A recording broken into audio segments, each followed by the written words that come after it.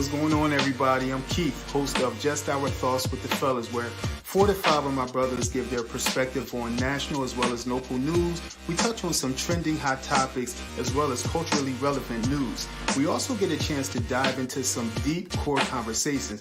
Check us out live every other Monday at 7 p.m. You can find us on Just Our Thoughts on YouTube live, as well as Just Our Thoughts fan page on Facebook. Also, please don't forget to follow us on IG, JOT with the Fellas. Yeah. What's good, fellas? What's up? What up? What up? What up? What up? I always want to freestyle when I hear that joint right there, beat, Keith. Man. I was talking to EB today. EB gave me about 4 bars today. He gave you some bars. 4 bars today. Yes. Did a little cipher real quick. Okay, y'all left me out. Y'all left me out. You know, I got a line or two. Come on. We always got a line. Hey, Ward, you missed our cipher a few weeks ago. We did. He ain't miss it. He just ignored it. He ignored it. I seen it. Oh, you just ignored it. Hey, Ward, we need some of that daylight flow, brother. We need that daylight, Ward. Yes, sir. Daylight. Hey, fellas, we ain't been here in a while, man. We got a lot going on today, man. How was y'all weekend? Good, man. Good. Yeah. Anything? I know the Coming to America has been trending, and anybody get a chance to check it out? Yes, sir. Yeah, I saw it. Yeah. Somebody sound a little bit disappointed there, B. Can I give it a Siskel and Ebert? No, Remember Siskel and Ebert? Can I give it a thumbs up? I'm thumbs up. I gotta give it 2 days. I'm thumbs up on it. Nah. Okay. Yeah. Tarnish the legacy forever. Really? Yeah. Nah. I don't think so. That's what I agree. I don't want that to be the lasting impression of such a great film in 1988? Mm-hmm. Huh? Yeah, 30 years, Yeah, man. Yeah. Hated it. Yo, I love the cameos. I love the storyline. I really enjoyed it. I thought it was a fun, refreshing type of movie. I did. I thought it was real something that we needed. Like to see all the cameos, man. The storyline was cool. You know, Ward's, Kenya Barris, Ward's favorite director, writer, Kenya Barris, man. He did his thing. Can't stand that dude. Ryan Coogler was really corny pinned to do this movie, but Eddie rejected his idea. I think it probably would have been better if Coogler was involved. I agree. Yeah, man. I was really disappointed. I was really disappointed. Dry humor. Not many laughs from me, except in the barbershop. It was good to see Randy Watson again. Yes, sir. Sexual it was good to see him again. But I just felt like it was rushed, Wardy. It was condensed. Yeah. I felt like the cameos were forced on me. So, they tried to do a lot, but the jokes were too flat for me. Okay. And they wanted to recapture the glory, but it was a very, very strong failed attempt to do so, man. And I don't want to hate against the black movies because there's not enough black actors out there working in these big production films and things of that nature. And big ups to Rick Ross's Palace that this was filmed at. But it didn't do it for me, man. Listen, I'm with Keith on this, man. I enjoyed the movie. I think the cameos, were nice. I mean, it was good to see Wesley in there. Wesley, he's been blackballed, man, from Hollywood films for years. So he had an opportunity to show what he's all about. Some of the scenes were great, but you have to think about it, though. 30 years ago, man, it is hard to try to create a movie that's really a classic. Some things you got to leave alone. But I think that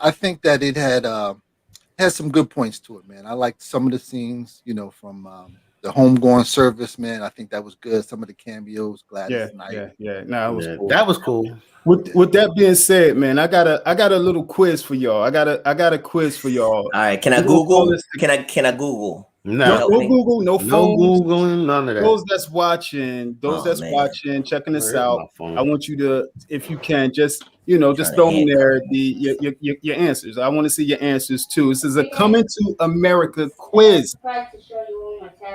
I'm sorry, y'all. That's my little guy. Just what's up, Aiden, buddy. Aiden. Hey, so my first question, we going to this Coming to America quiz. In the movie, Coming to America with Eddie Murphy and Arsenio. In which part of New York did he search for his future wife? Queens. Yeah. Queens, we're going with Queens. Queens it is. Vampire of Brooklyn. Right. How was Alyssa part of? Okay. Anyway, we just keep going. How does Akeem know? Come How on. does Akeem know that his father, the king, is in town? The flower petals. Okay. All right. There we go. Yeah. There we go. There we go. All right. Number 3. What was the name of the young future Oscar winner actor that was in the barbershop scene? Cuba Gooding Jr. Okay, Wardy. Yo, y'all Cuba take was in turns. Huh? Yeah, Cuba was the dying. one. Cuba was the one getting his haircut. Yeah, Cuba was the one getting his haircut. Okay. All right. I'm What trying was to the win name something. Yeah, what was the name of the hair product featured in the movie? So Gold Glow. So good. That's tough right glow. But All right, who was the picture for it though? The model for it? for the Soul Glow? Yeah. That's a good question. Eric, That's not on my list though. LaSalle. Yeah, I know. Yeah, I on the just put it in box. there. You know, Eric LaSalle was the Okay, was the son of the. Go ahead. gotcha. How many roles did Eddie Murphy play in the movie Coming to America? 4. 1, 2, What we got? 4, 2. 4. Hey Ward, you Googling? No, I'm counting, man. I'm counting. All right. You got 4? I think it was 4. We're gonna go with 4. It is 4. Mhm. It is 4. Now, here's the thing, Keith. I can only think of 3, but I know it was another one. What's No, you your got first? 2 in the barbershop, his regular character. What's the 4th one? You had Randy Watson. Randy Wait a Watson. minute. Give me the question again. How many characters? roles did Eddie Murphy play within the movie? Oh, damn. Tracy said 5. So he played Akeem. He played Akeem. Mm-hmm. He played Mhm. the barber. Played Randy. Right. He played, played the the barber. white guy. He played the He white, played the the white Jewish. guy. The white dog Saul. White Jewish, and then he played Randy Watson. Mhm. Right, that's 4. Mhm. The barber was Clarence. Clarence, okay. Clarence. Mhm. Clarence. Yeah, Clarence. Clarence. 2 more. His 2 mama more called him and we're Cassius. done. I ain't want to give you all that one. That was I'm too gonna call it Clay. easy. In Coming to America, Akeem and Simi met a woman in Queens Club to look for Akeem's bride. What was the first woman they met? What was her secret? I was Joan of Arc in my former life. Okay. Close for it. That's close. She And worshipped was it the that devil. one? She worshipped the devil. Worship the devil. Yep. Wow. Last one. And Wait, this- wait a minute. She worshiped. No, she didn't say about worshiping the devil. She just said she had the flame What she over did. it, over her Right. hand, Right. We just saying, go with that. I was Joan of Arc in my former life, and that's all Right. she said. Yeah, but we whatever. Okay. Now, all right. Anyway. That's fine. You That's want to be fine. That's fine, technical Keith. about it. The last one is the tiebreaker for everybody. And Ward is going to send $10 to the winners. I am. Cash App. Cash App, K Yep. Diddy 73. What was Prince Akeem's bodyguard or manservant name? Simba. You can say it, Simba. Who, Arsenio? Arsenio? Simi. He's thinking about Simi. Simi. Yeah, Simi, isn't it Simi? His His bodyguard. bodyguard. it's not. The Oh, manservant. the bodyguard. His It was- manservant. Yeah, I'm trying. It was it was Arsenio, but I'm trying to remember his name. Mm-mm.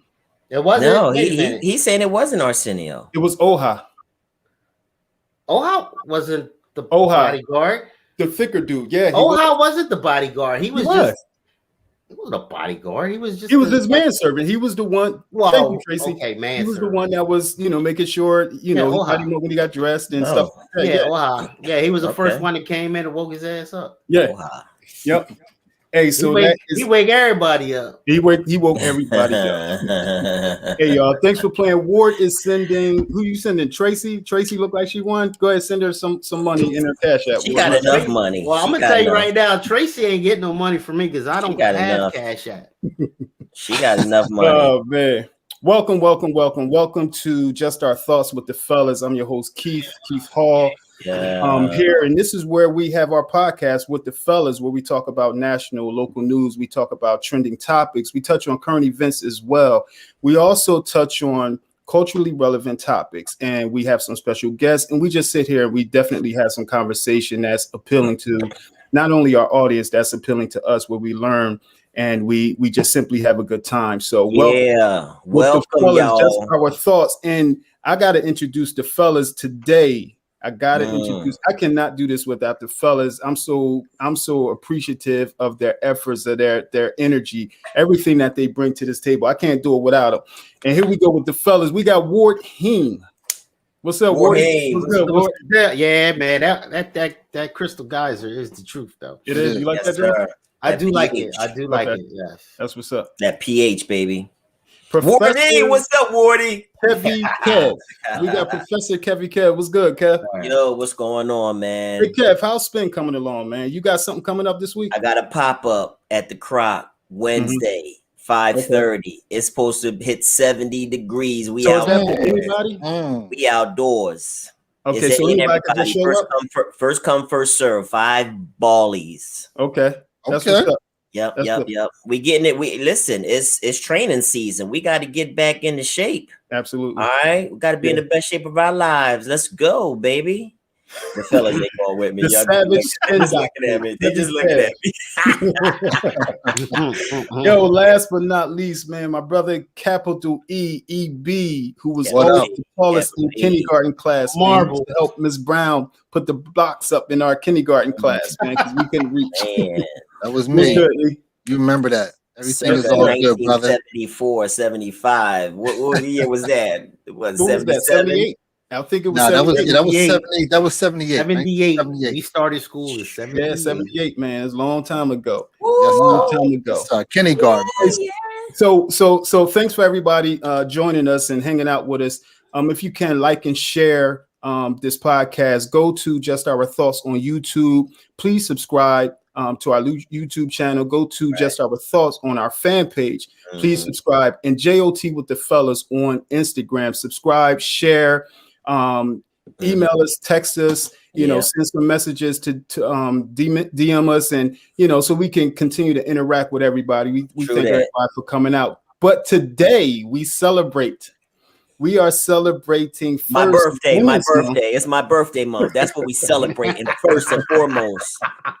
We celebrating your birthday. Right. No, not yet. That's in a couple weeks, whatever. But today, this month, we are celebrating Women's Month. Today is It's National Women's Day. International.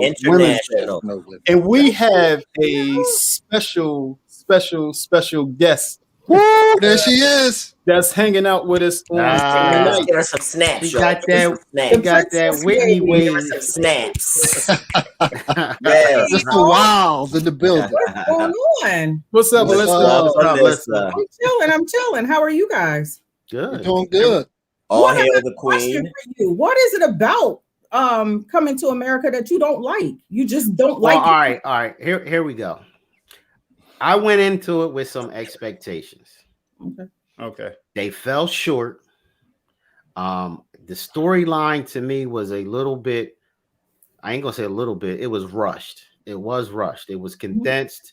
I was expecting more of Eddie's involvement in searching than just, oh yeah, here he is.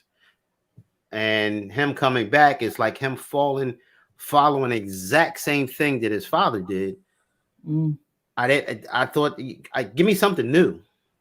The only thing that I got out of it was the cameos were good to see the people come back, especially when Peaches came back and the twins was sitting there rapping. That was cool. But you know what I mean? But and I was thinking, and I was just thinking about it.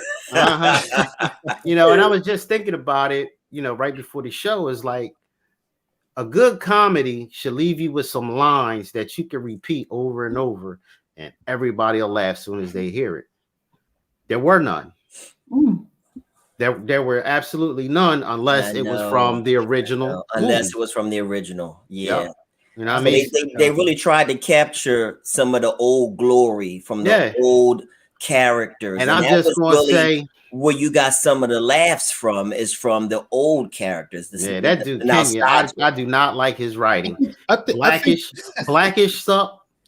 Blackish Black is as fuck. great. So I like Blackish. I love Blackish, and I love mixed-ish and all that other ish. everything. And then all that Blackish, ish shit. I love it all. Boy, I love don't it like all. nothing black. I think that's what we. I think that's when we mess up. We compared it like it's a classic, yo. Yes, It's a classic. There's nothing that can measure up to that classic. So you're going to be disappointed. I think my mindset going into it was, I'm just going to go watch something light. I know it's not going to measure up to the first one. There's no way it can. Like, that's a classic worldwide. Right. You know what I'm saying? So I think, having that, I wasn't disappointed. I definitely I was disappointed with Wesley's part. Right. I was like hearing stuff. I was hearing Wesley was funny though. I was listening to Russ Parr. Russ Parr was up there saying how West stole some of the scenes and that he did real good. Yeah, what that shit was corny. I think they could have did without him in there. Fresh out of IRS jail, man. He is. I understand that. I like Wes, but I don't like Wes like that. Let me say this, Keith.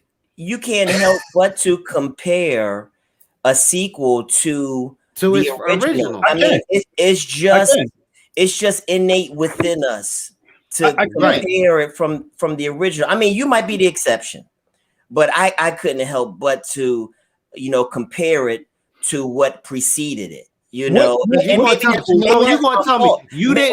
that's my fault. Maybe that's my fault in watching it, and maybe I need to rewatch it with a fresh mind. But I can't do that because I'm tarnished. Because Coming to America, the first one, was so great. Well, you know what? Here's the thing. Check this out. I looked at that like more of a family date night type of flicks. One of those type of movies that you could just sit back and watch on a Saturday night. You think about it, 30 years ago, man, we looked at the first one as like this comedic type of film that, we all got good laughs out of. But now it's, it created a storyline for it, man. So that's how I looked at it. And I enjoyed it, man, to be honest. Sophomore anything is hard, though. To be honest. Sophomore anything is hard. Right. And I have to say that I watched it whatever night it dropped. It dropped early. So I watched Thursday night. Right. And I was half asleep. I was blinking a lot. So I missed a whole bunch of stuff. I was just in and out of it, whatever it is. And then I was just like, oh, that was okay. The son wasn't really, he was kind of subpar to me. Yeah. Yeah, he was corny. Friday with breakfast and sat and watched that mess. I need for y'all to try it one more time. Okay. It'll be different. I missed it all because I was half asleep. Yeah. And I was kind of doing the same thing that you guys did. I was comparing it up against. It's really no comparison. It really isn't. I'm not going to say that wasn't good. It was good. It was funny. So Alyssa, I like the message that it had in it to break Akeem out of the patriarchal monarch ideology, that it had to pass down the kingship to a son, when his daughter had been groomed the whole time, to lead Zamunda, which is next to Wakanda. All right. So I like that story, and she even, to see her aid the bastard son in trying to obtain the kingship. to see her assist him and things like that, it was good. But to see Prince Akeem's character to break out of that mindset of I gotta have a son to rule, that was a good thing to see. That message I'm cool with, but I was expecting a few more rib hurting jokes and laughs. It wasn't there. It wasn't there. Not at all. I received that. So to have you, Alyssa, is this an ambush? Is this a setup? Like, what's about to happen to this? No, we just we're gonna have a little fun, Alyssa. Okay, that's it. That is it. Hey, so let's. I don't like how Kev is rubbing his hands together. Like that. That's that Mr. Miyagi. let's touch on some trending topics, fellas, and women, ladies.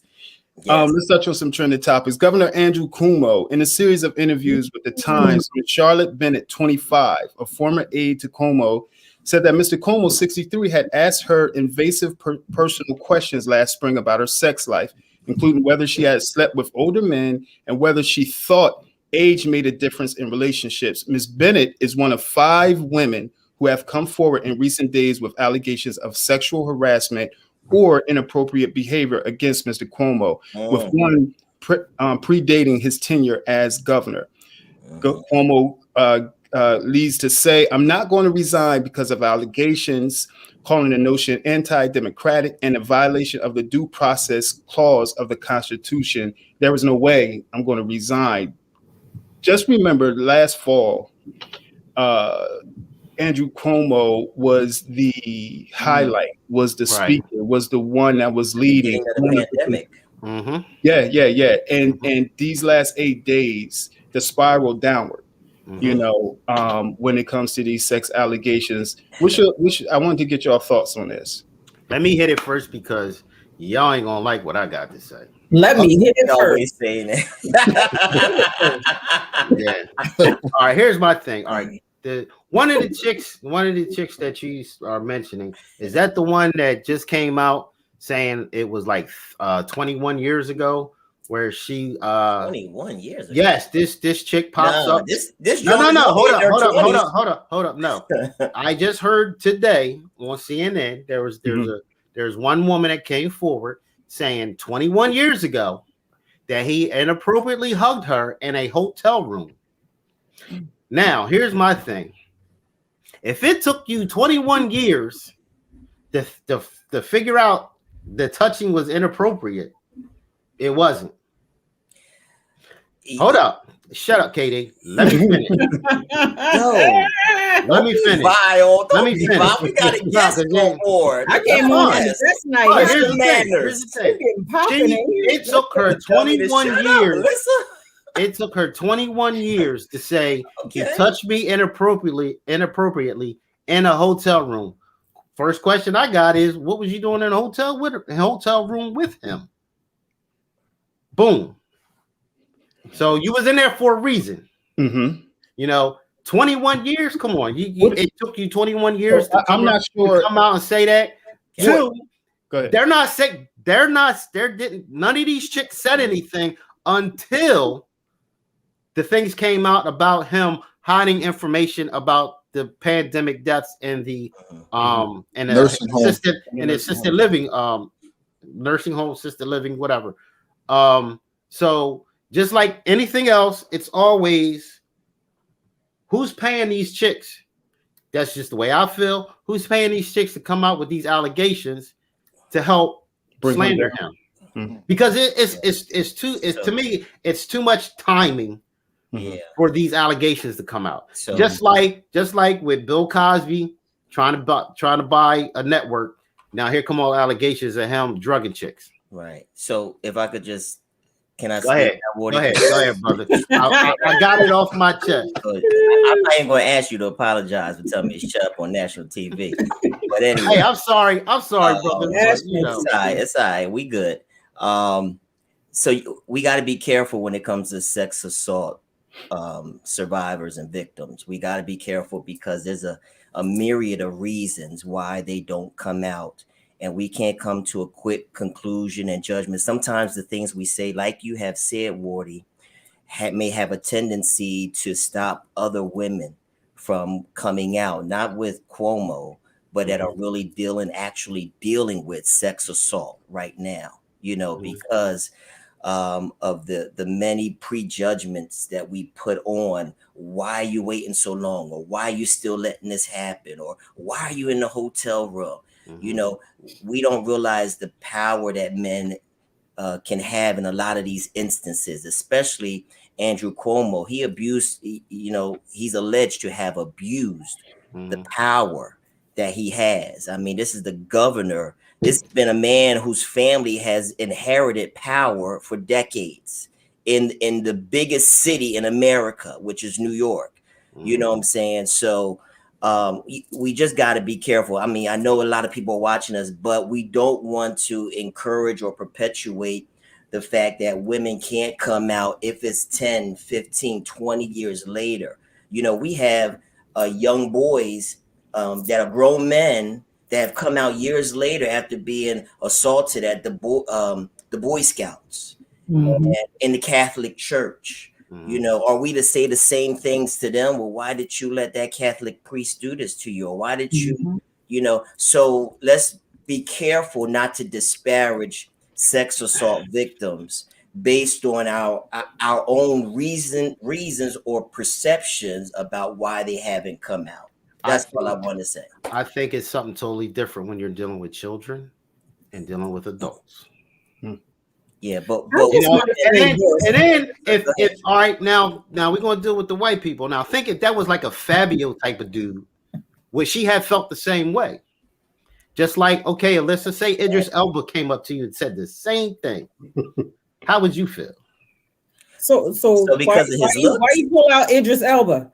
Because that's I gotta go there. I'm just saying because you know Cuomo got a skin problem, and you know but he got a skin sometimes it's the appear it's an appearance and attractive. Is that what you're saying?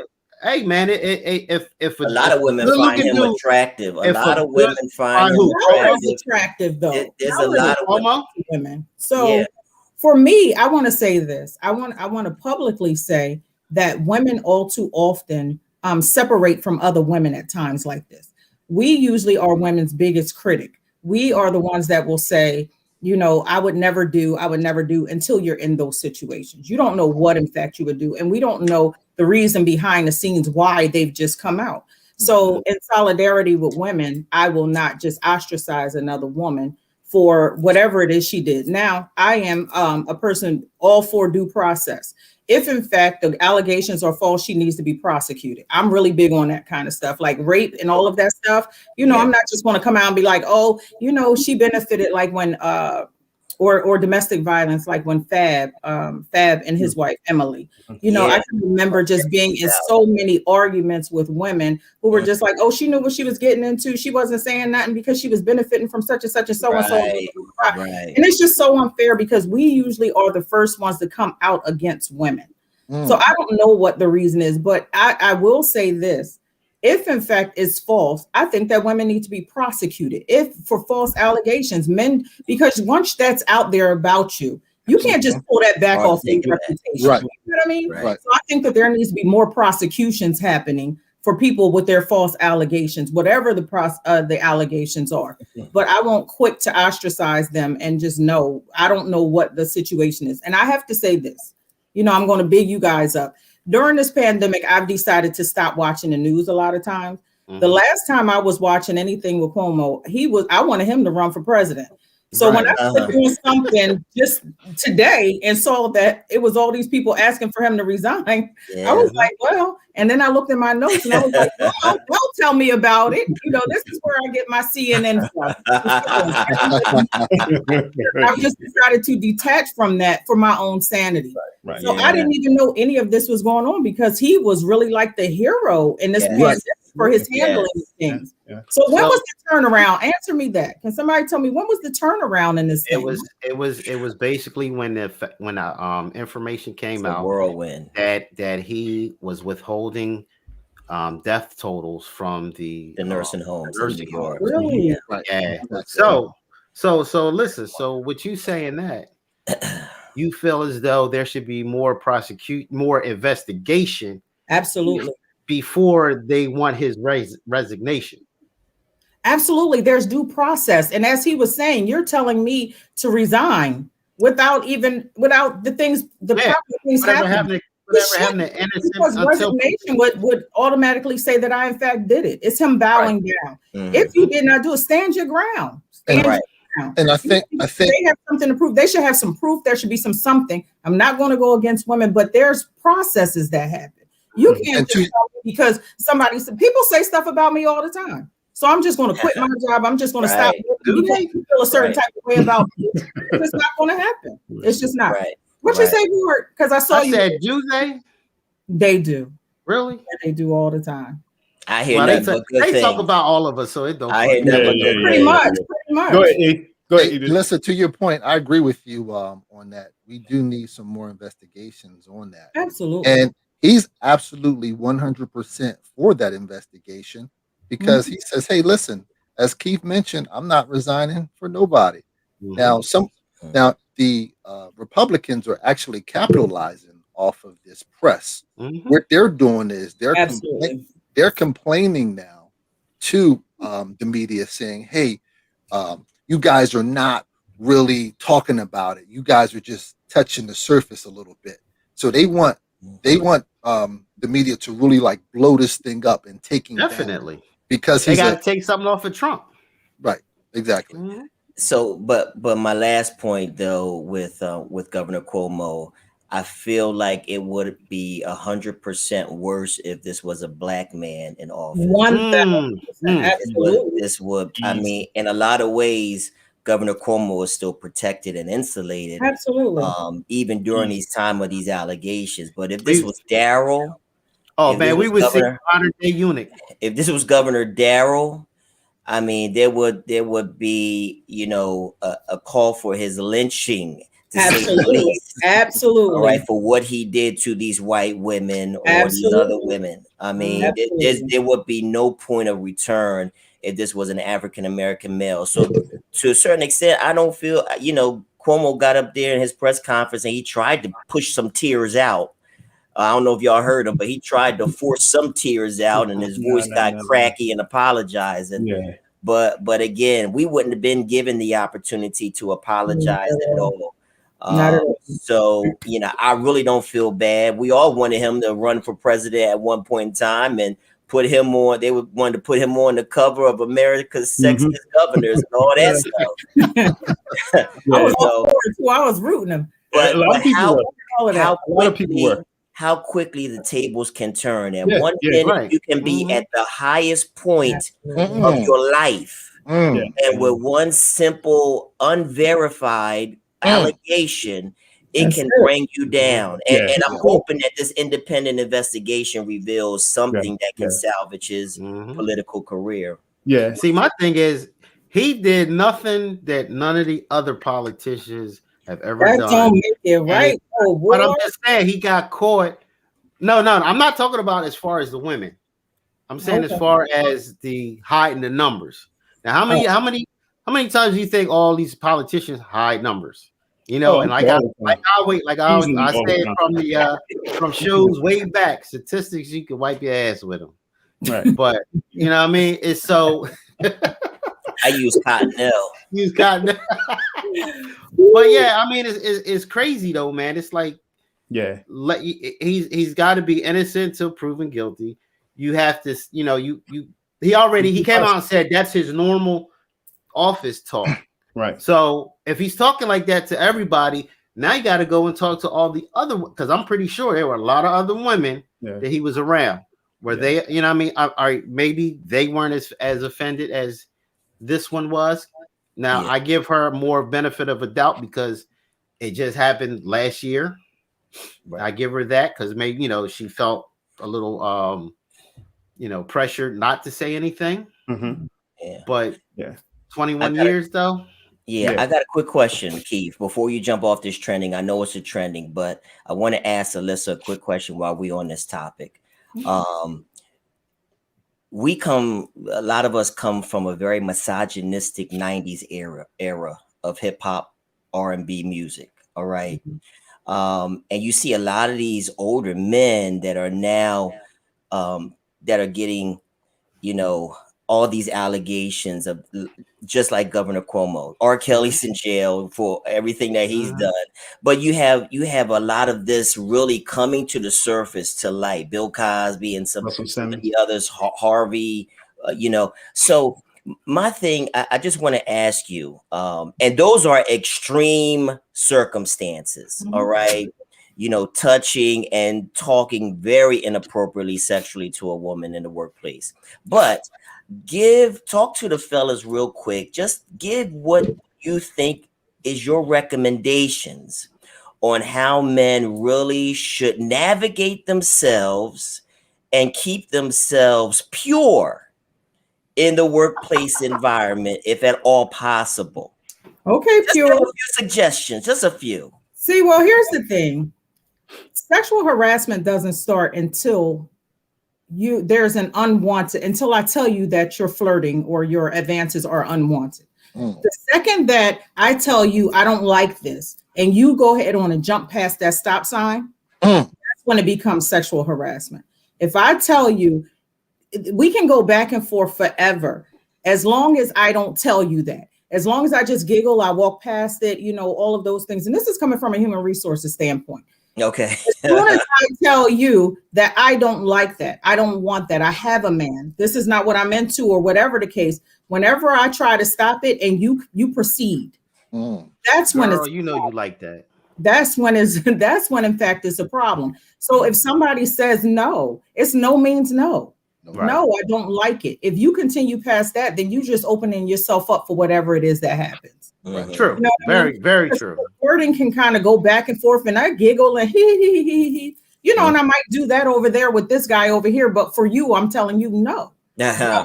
You can't go based off of how I'm. See, I told you it's the looks. Here. See, you a he and giggle with Idris, but when it come to with Idris, Idris is married, so give me somebody that's not married, because I'll turn this into a twerk. Okay, what's the boy name? Hollister. Michael B. Jordan. Nah, Hollister. No. Who's that? I don't know. He David ain't a white chick though, ain't he?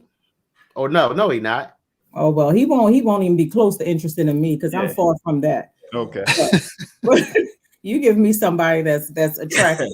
No, he attracted to ain't he dating Steve Harvey? Right, well, y'all taking Alyssa off the point that I was trying to take the whole thing, though, is that you guys can walk away from it if she already said no. That way you won't have any issues. Because, and the sad part is that as long as she doesn't say no, it's your word against her word or whatever. Right. But who wants to even get into that in a professional setting? That's not what we want to do. We don't want to have our professional names tarnished at all. We have other things going on behind the scenes. We don't want to tarnish our brands. We're all five of us up here are building our brands outside of our regular 9 to 5. So you don't want anything that comes along with you tarnished. You don't want your family hurt based of pettiness or whatever the case. When she says no. Move on to the next. That's it. Just no. Thank you, Alyssa. Well said. The Cuomo family is both of them. When we talk about Chris too, he's been in the news as well. He's had some backlash from some of his comments that he made. He was on his show last week and was passing the baton off to Don Lemon to start his show, and Don Lemon started singing the Good Times theme song. So after Don Lemon started singing the Good Time theme song, Chris Cuomo jumped in and he started singing it too. So Don Lemon chuckled and he said, how do you know the words to this song? How do you know the words to this Good Time song? So Cuomo responded, I'm black inside, on the inside. So he's received a lot of backlash in the last several days. My question is, are we too sensitive? Some of these comments. Is it the day that we're living in? Is it what's going on with that, where someone says something and now there's backlash for a comment like that? That's not fair. That's crazy. Yeah. You know how many times we say tough nails black? I was about to use the same example, Ward. Him? Tell him all the time. You just like Dave Filoni. We got some white friends that we know they just as black as us. Yeah. And even though y'all say I ain't that black, I did have somebody in the professional world tell me you're not that black. Wow. Yeah.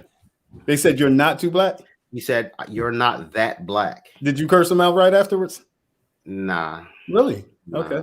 It was on the worst because I turned around and I told him, I said, that's cool because in 5 years I'll be making more than you.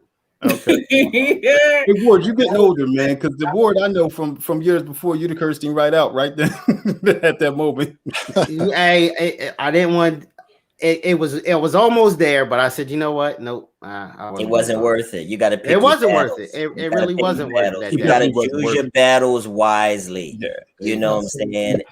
And that's the trap a lot of people try to pull us into. They try to pull us into a lot of petty arguments. If it's over what we wear, our color, or how we talk, or our income, we can't get pulled into the nonsense if you're trying to build your brand. Like I said, you know. But in regards to Chris's comments, I mean, I'm torn a little bit because it almost sounds like Joe Biden when he said that if you don't vote for me, you ain't black.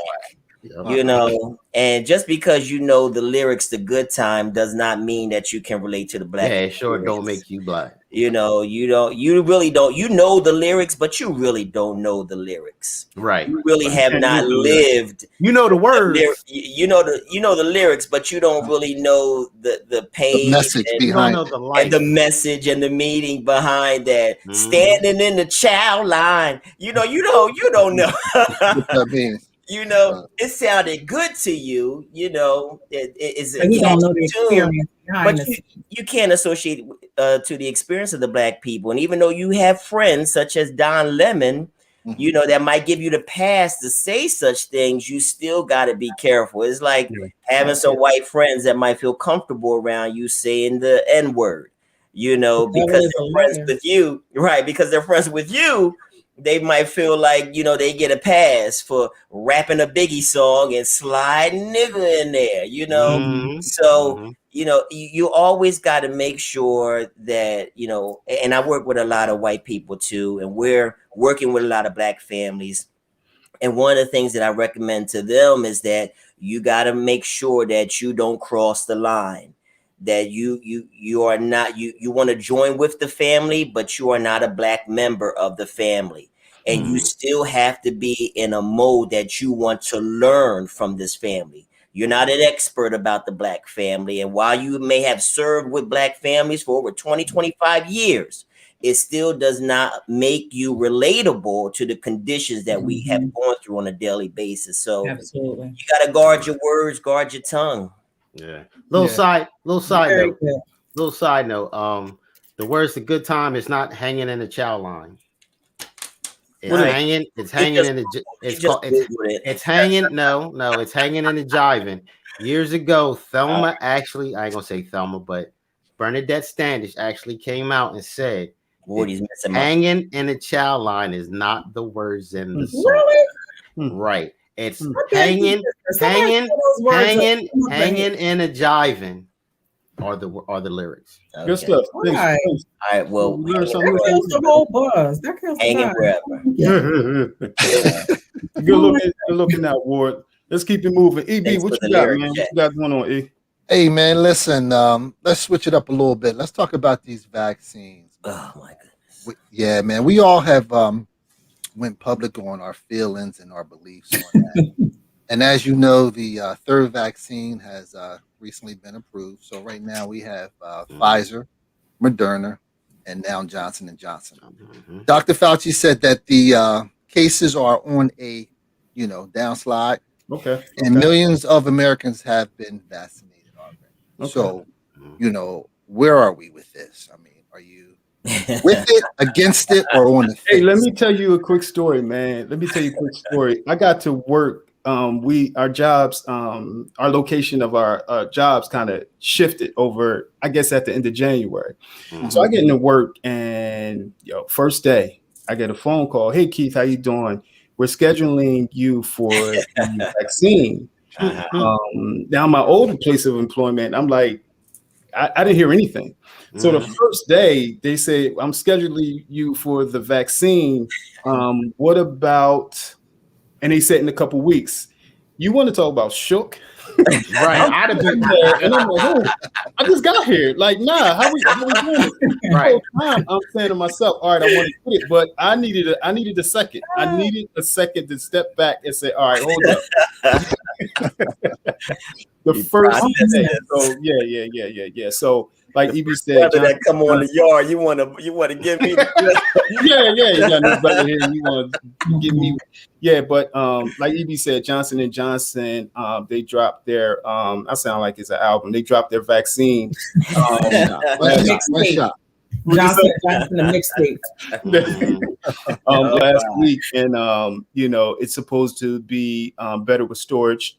You can hold up to 3 months in storage, stored at room temperature. You only get one shot for it, so you know, and it's just as effective, they say, as far as hospitalization, you know, and death. You know, I heard it was some aborted babies in that Johnson & Johnson. Okay. The Catholic Church, Catholic Church, a couple of bishops are speaking out because they're saying that they've used fetus cells in the Johnson. How many stem cells have been included in research anyway? They're in a lot of vaccines. Exactly. They're in a lot of vaccines. Exactly. I'm just bringing up the fact. I'm with you, KD. You know what? I ain't even going to talk about what priests do, but go ahead. Right. Exactly.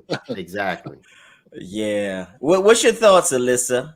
Johnson & Johnson makes me a little bit nervous because of the whole baby powder thing. Baby oil. Know, like, you know, the whole baby powder thing, you know, that was giving everybody cancer and things like that. And it's just like, it's bothering me that there are so many things that have plagued us for forever that they've never gotten a handle on. You know, cancer is still running rampant, especially like, I don't know why Camden hasn't been called a cancer cluster, because cancer is, you know, so many cases coming out of Camden alone. But how is it that we could get something so quickly for this, but we haven't managed to do anything about for the other diseases. long lasting, long stemming things? And it's kind of bothering me. I don't want to, I'm not interested in it. Right. And as somebody said, I think Arlene just said that they're really pushing it for teachers. They've really been pushing it, you know, at my job. You know, here's this link. Click on this link and schedule your. Yeah, and I'm like, I saw that. Yeah, like over and over and over again. And I've barricaded myself in the house for a year, and I've been safe for a whole year. And I'm prepared to continue to do that. I don't want anybody to shoot me up with anything. I don't want no aborted fetuses. I don't want Johnson & Johnson's baby powder. I don't want any of it. I want to stay in my house and stay safe until we can go back outside for real. So if I could just say just one point on it, we've had Dr. Schubert Parat on. He talked about the vaccination, and we had Dr. Paul Hopkins, a doctor of naturopathy, and he came on and he talked about it. We got two different polar opposite views that we really wanted to give information to our viewers about the vaccine. I don't really, at this point, I don't really want to tell people what my choice is, because I realize the platform may influence people one way or another. My thing is that we gave y'all the information. Absolutely. Do the research. You know what I'm saying? Make the best decision for you. A lot of people are getting it because of their health issues and their places of employment and being around older people in their home. So a lot of people have their own reasons to take it and not to take it. My thing is, I don't want nobody to be influenced by what I'm going to do, because I don't want them later on saying, well, Professor said that he did such and such. Well, he took the sea moss and the bladder rack with the elderberry. KD made me do it. And, you know, Wardy says that a lot to me. All right. But we ain't going to talk about that, brother. But I just don't want to influence nobody in such a critical decision that you have to be made. Exactly. Make your own informed decision. Do your research. Talk to every and anyone that has taken it, and talk to those that are not taking it, and then formulate your own decision on what you want to do concerning the vaccine. Yeah. I like that disclaimer. Yes, that goes for Wilds Worldwide as well. We're gonna get to that soon. So several states over the last couple weeks have lifted their mask requirements and other restrictions. Mississippi, they lifted theirs. Georgia is coming up soon. I didn't know Montana ended theirs in February. Wow. They ended theirs in February, and Republican Greg Abbott announced Texas will lift their mandate soon, as well as Virginia, but they're not going to be 100% operational. You know, we still up here in the Northeast, and you know, we're mandated to continue to wear our masks. We're mandated. You know, things aren't 100% operational. You know, are we getting ready to get back? Do y'all feel like y'all ready to get back to, to normal. What's your Can thoughts? I ask you a question first, though? Georgia is not on that list because All-Star Weekend looked like Georgia wasn't about. You're right about that. You're right about that. Now they've been out going back and forth in Georgia. They just been out in Georgia. And Atlanta is that's Atlanta anyway. That's what they do. Yeah. I think it's a little too premature to lift that mask mandate, because we're not out of the woods yet. So for them to just go ahead and say, okay, the numbers are declining, let's just go ahead and take your mask off. Nah, I just think that ready for that. Nah, we need a little bit more time. We need a drastic fall off for that to happen. Yeah. You know what I mean? Texas is a mess right now. I see something real funny. There's an Arizona lawmaker. He's a freshman in the game, and they were arguing about the mask mandate, and his argument was to end it, and he actually used in his argument, well, back in the 80s, we didn't use masks to curb the transmission of HIV. What? Yeah, exactly. No, he is super fresh. Yeah, he was way out there. Uninformed. Very uninformed. Barbarian. But it's just crazy how what people will do to justify their means for this, for this hoax, for this so-called hoax. I just want to say Texas is a mess right now. I mean, you got Senator Ted Cruz running the campaign, and you got Governor Greg Abbott, hurrying to lift all these restrictions when the experts are saying don't get too lax about things. Right. So the thing that you're doing now, you're putting businesses and restaurant owners, you're making them in charge of public health safety. Yeah. Because these businesses are still going to be like, yo, you need to wear a mask if you want to come in here. Right. And you're going to get some angry customers. Yeah. You know what I'm saying? Because they already been angry. Because a lot of the businesses and the restaurants, they have the policy that employees have to wear, are mandated to wear the mask. Visitors and customers are strongly encouraged to wear the mask. You know what I'm saying? So a lot of these businesses and restaurant owners and things of that nature, it's now in their hands because they can't rely on government to assist them. It's going to be in their hands to handle public health safety concerns. And they want violation from getting shut down. It's a recipe for disaster. It's a recipe for disaster. Yeah. But that's our government and our tax dollars at work. It's because the revenue, man. Yeah, moving right along. We got two more trending topics. Some news that's going on. The House approves police reform bill named after George Floyd. Last week, House lawmakers passed the George Floyd Justice and Policing Act. This bill will ban chokeholds and alter so-called qualified immunity. We had a conversation about that for law enforcement. This would also ban no-knock warrants in certain cases, prohibit racial and religious profiling, mandate data collection, and redirecting funding to the community-based policing programs. Do you guys feel as if this is a step towards, even if it's a small step, a step towards police reform? I do. I think that, this reform, I'm glad it got passed. This can't bring this man back down to earth, but I think it's a step in the right direction. But we still have a long way to go. I don't know if you guys noticed, there was a Republican. All of them voted no, except one of them.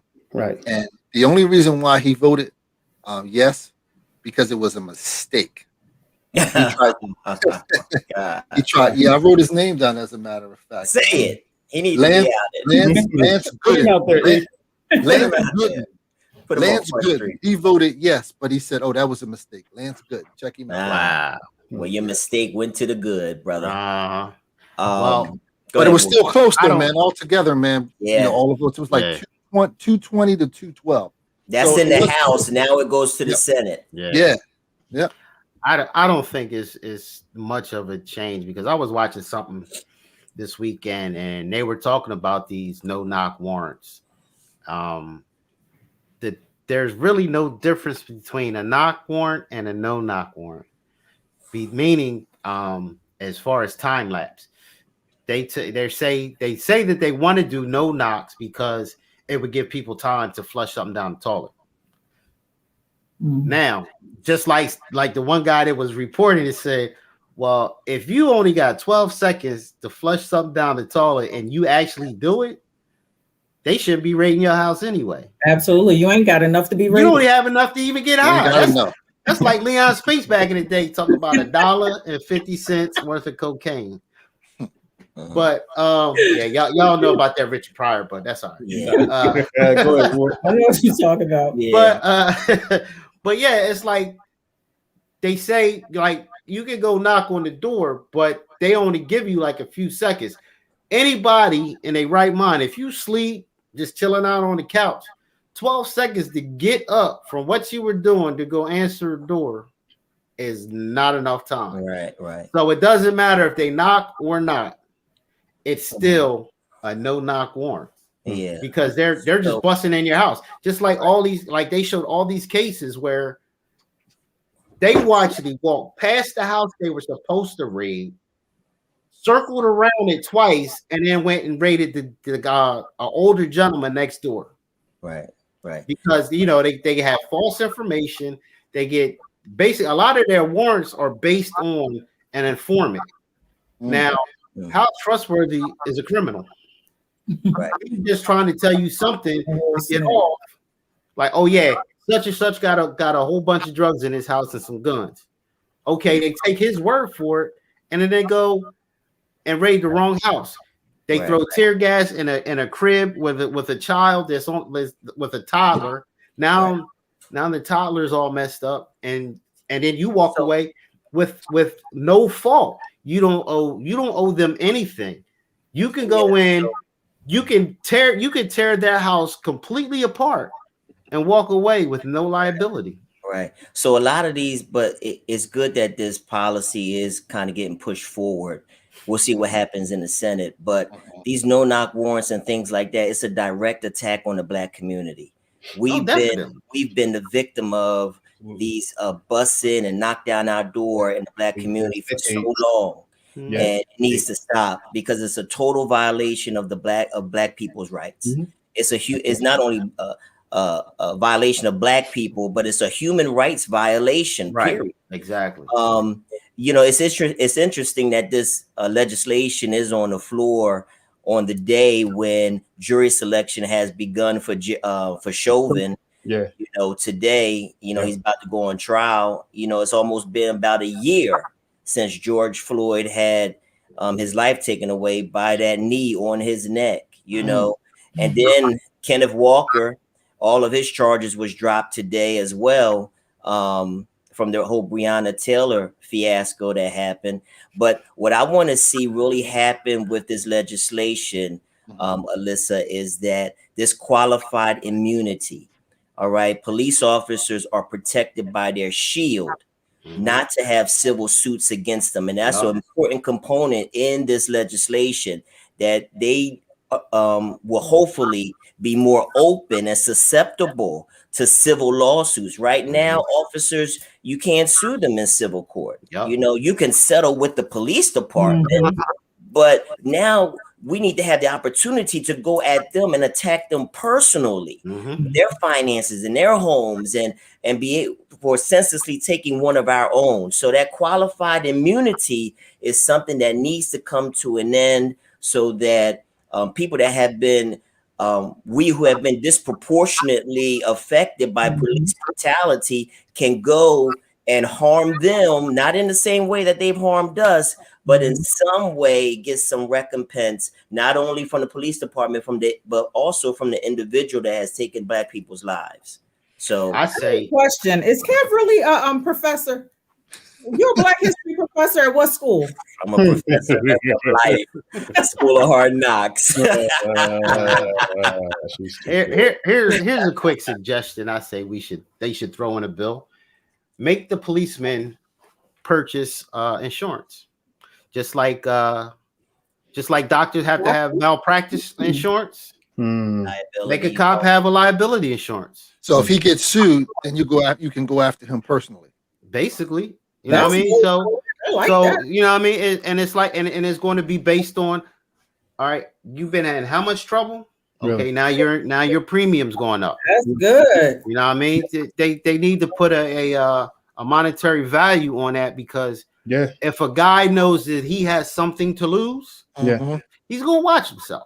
Right. Because he's behind, you're not really losing anything. I want to take in the way you are. I want to take your car. I want to take your children's education. The insurance covers them so that they get paid out that insurance. All right, but here's the thing: if you still want to be a cop, your premium is going to go up and up and up. I don't want them to be a cop after they done killed somebody senselessly. They ain't going to be. It ain't going. It ain't going to happen.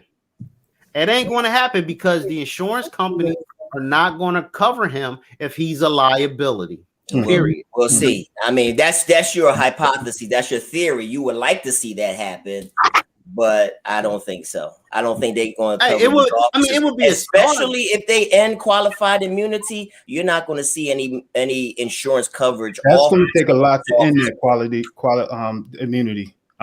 Qualified immunity, that's going to take a lot to end, man. That thing has been put in place for years, you know, and like we said, the cops, they fall back on that. Police officers fall back on that. The shield. The shield fall back on that shield. Our last one, House lawmakers. Question: will y'all be paying attention to the Chauvin case? Yes. No?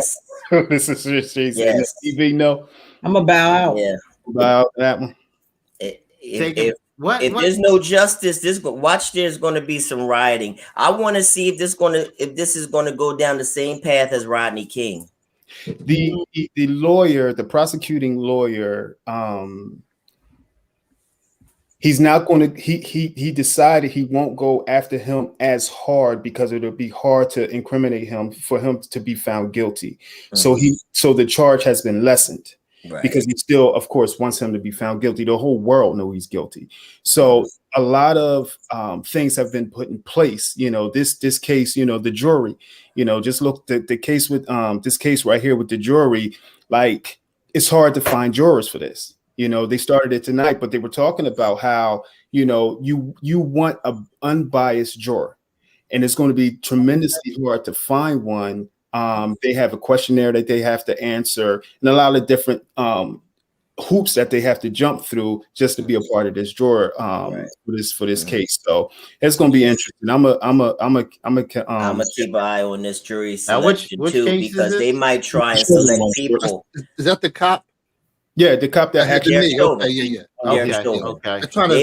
They might try. Yeah, they might try to select a pool that is not even from the surrounding area, you know, that really wasn't impacted directly from what happened. And that's usually what they do in a lot of these high profile cases. Yeah. Moving along, our last one, the stimulus package. The House lawmakers are give me my money. My $1,400 $1 trillion relief package as filed joint too tomorrow. Dubbed the American Rescue Plan, the package authorizes $1,400 checks to millions of low and middle income Americans, direct deposits, families by providing new child tax benefits, employment payments for workers as TD Bank. What'd you say, Katie? Direct deposit, TD Bank, file joint, and I got a dependent. You better give me mine. You better give me mine. Money coming. That's what's up. I got plans, Alyssa. That's needed for many during this time. Definitely a relief. Yeah, so they changed the stipulations on that too. Would you say they changed the stipulations? They upped the amount.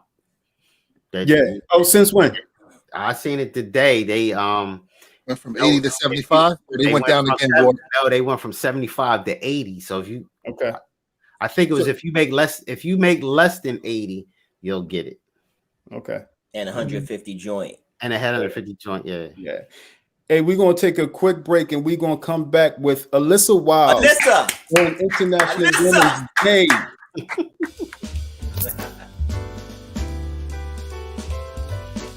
We are back again for Weekends with Wilds Worldwide. come on in. Get your people, like, share, text, tag. Tell all your people to come on in. It is Weekends with Wilds Worldwide. We are back after a weekend break. I appreciate you guys, so come on in.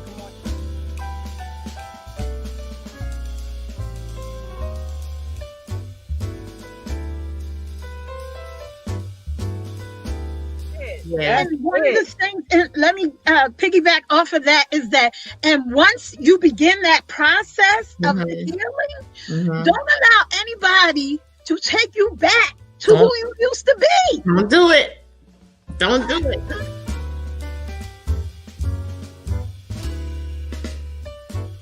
I just want to remind you that if you have a pulse, it is because you have a purpose. You put 2 fingers on your inner wrist, and if you feel something, it is because God put you here for some reason. Find your purpose and walk in it. I love you guys, and I will see you back here next Saturday at 10 a.m. for the Diva Den. For real this time, it's the Diva Den weekend, this weekend coming up. I'll see you guys later, and thank you so much for your participation. Love you guys. Bye-bye.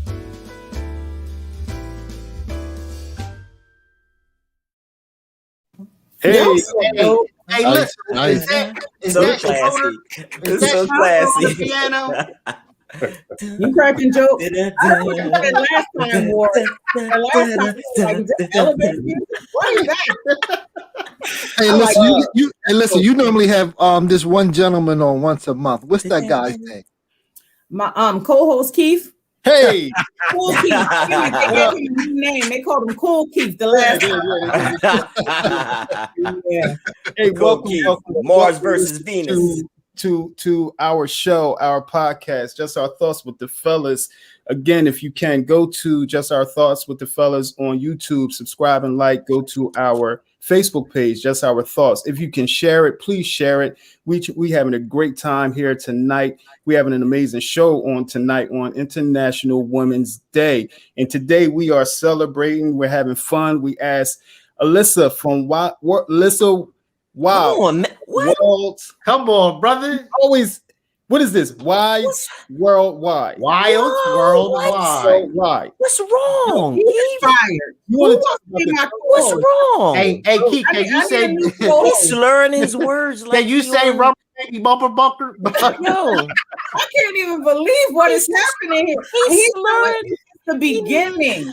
It's July. Like, what is happening Hey, here? listen. he's slurring his I'm words. up all the time.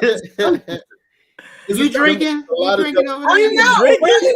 What is happening? What is in that little cup You over drinking over there? Somebody got a put little some Bill Cosby in his drink or something. That's all. He's sipping a little. He got some pudding pops. Some Worldwide. pudding pops in What his is drink. happening here? Hey, let's get back to the Man. Hey, Right? tonight, Yo, say it again. Say it again, Keith. Say I got again. it. Wilds Say it. Worldwide. There you go. Oh, that's what's Say it happening. again real There it fast. is. Real fast. Say it again real There fast. you go.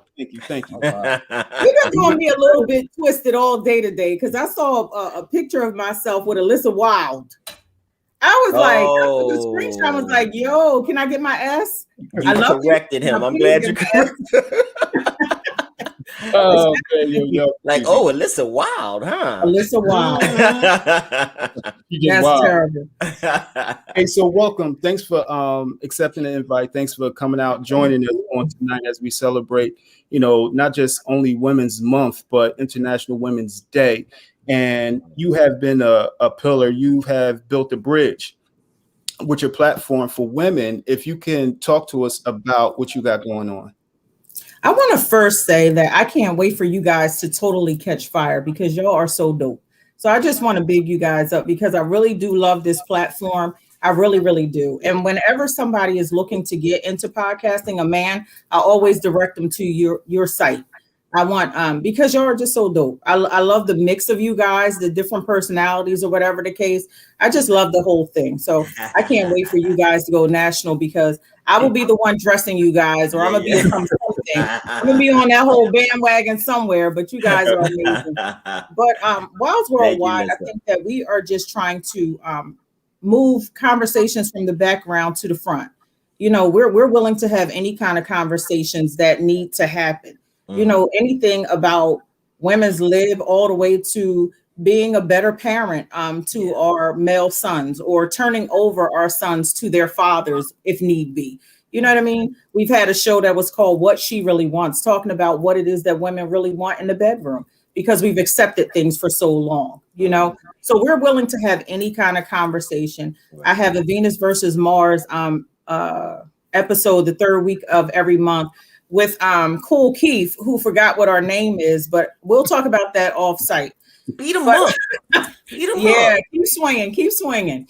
But we have a Venus versus Mars to give the male perspective. And I can recall one of our first shows was I wanted to talk about what men really expect. What are y'all expectations? Because a lot of times we think we have it down to a science, but you guys are looking for something different. So we're just willing to have all kinds of conversations that are necessary. And then it kind of works. And it's been working for me because of my extreme vulnerability and transparency. You know, I don't have a problem with just laying everything out there. You know, my mom will call me sometimes, be like, Lissy, I heard you said, you know, but I'm just wide open like that. I'm just one of those people who will just tell the story, because I think that some other woman's healing or deliverance is tied to my story. So I'm not willing to hold back anything when I know for sure that that's my purpose. Listen, have you always been as transparent and vulnerable? Or is this a something new that you've taken over? And what's gotten you to that point? Well, you know what? I have to say, I had a show just last Saturday with all of the women that kind of made me. It was called Because They Are, I Am. And it was the 4 women who were responsible for bringing me up. I was a social worker for DHS in Philly, which is DIFUS here. So I was a social worker over there. I was newly divorced with my 2 young babies. Miles was 8. Miles was 9 and Troy was 1, in fact, when I got divorced. And when you work for the city of Philadelphia, you have to live over there. And I was trying to come back home. I was tired of being in Philly. I didn't want my son in Philly schools. I was kind of done with that whole thing. When I got my first directorship at Camden Day Nursery. And these 4 women were so instrumental in just loving me and surrounding me and protecting me. And then they sponsored me as well. So not only were they willing to do the counseling and the cheerleading and the consulting, but they also were willing to pay the money to make sure that I sat in the right spaces and at the right tables. And I went to all of the conferences all over the country. So they were just really good to me.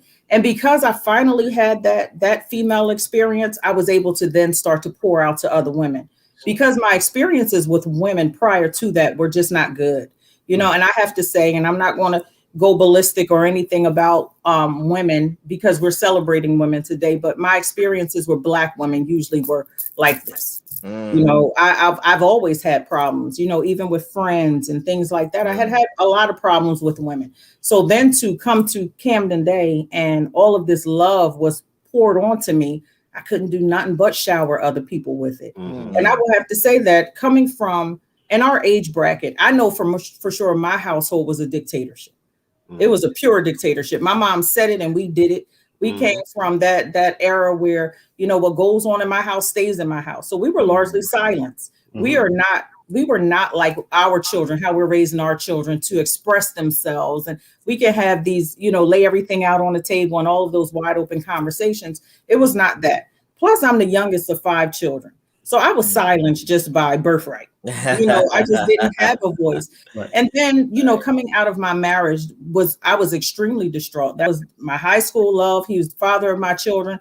I just, you know, life circumstances then made me have to tell a story. As people came in, the women came in to drop their children off at Camden Day, and they were wounded. And you could see that their hearts were hurting, or they really didn't have the money to pay their bill this day, or whatever the circumstance. I literally had all of the testimony for every woman that walked through the door. And as I've said before, I've gone through it all, y'all. I really have. I have been physically abused. I have been emotionally abused. I have been through it. I have been betrayed. The only thing that God has not put on me, and I pray that God never does, is the loss of a child. Anything else I can share with a woman. And that is why my platform has been successful thus far, is because I'm willing to tell that story. You know, you don't have to tell the who, what, when, where, whys behind the scenes, but being transparent and vulnerable and identifying with them, coming to them, meeting them on their level, you know, and not trying to sit high and look low because you've survived that thing. That's what makes women draw women to me. It's the fact that I'm not trying to, trying to belittle them because I've already survived it. It's not about, a bag or a car or anything like that. It's women coming to you to say, you know what, I can see in your eyes that I can identify with you for some strange reason. Whatever it is, please tell me how to get over. And then you bring on Keith, Cool Keith comes and then he speaks his piece. We talk about, and we're usually talking about relationships, and I'm just wide open. Keith is extremely diplomatic and he's our therapist. He really is. He's prolific and he's eloquent in his speaking.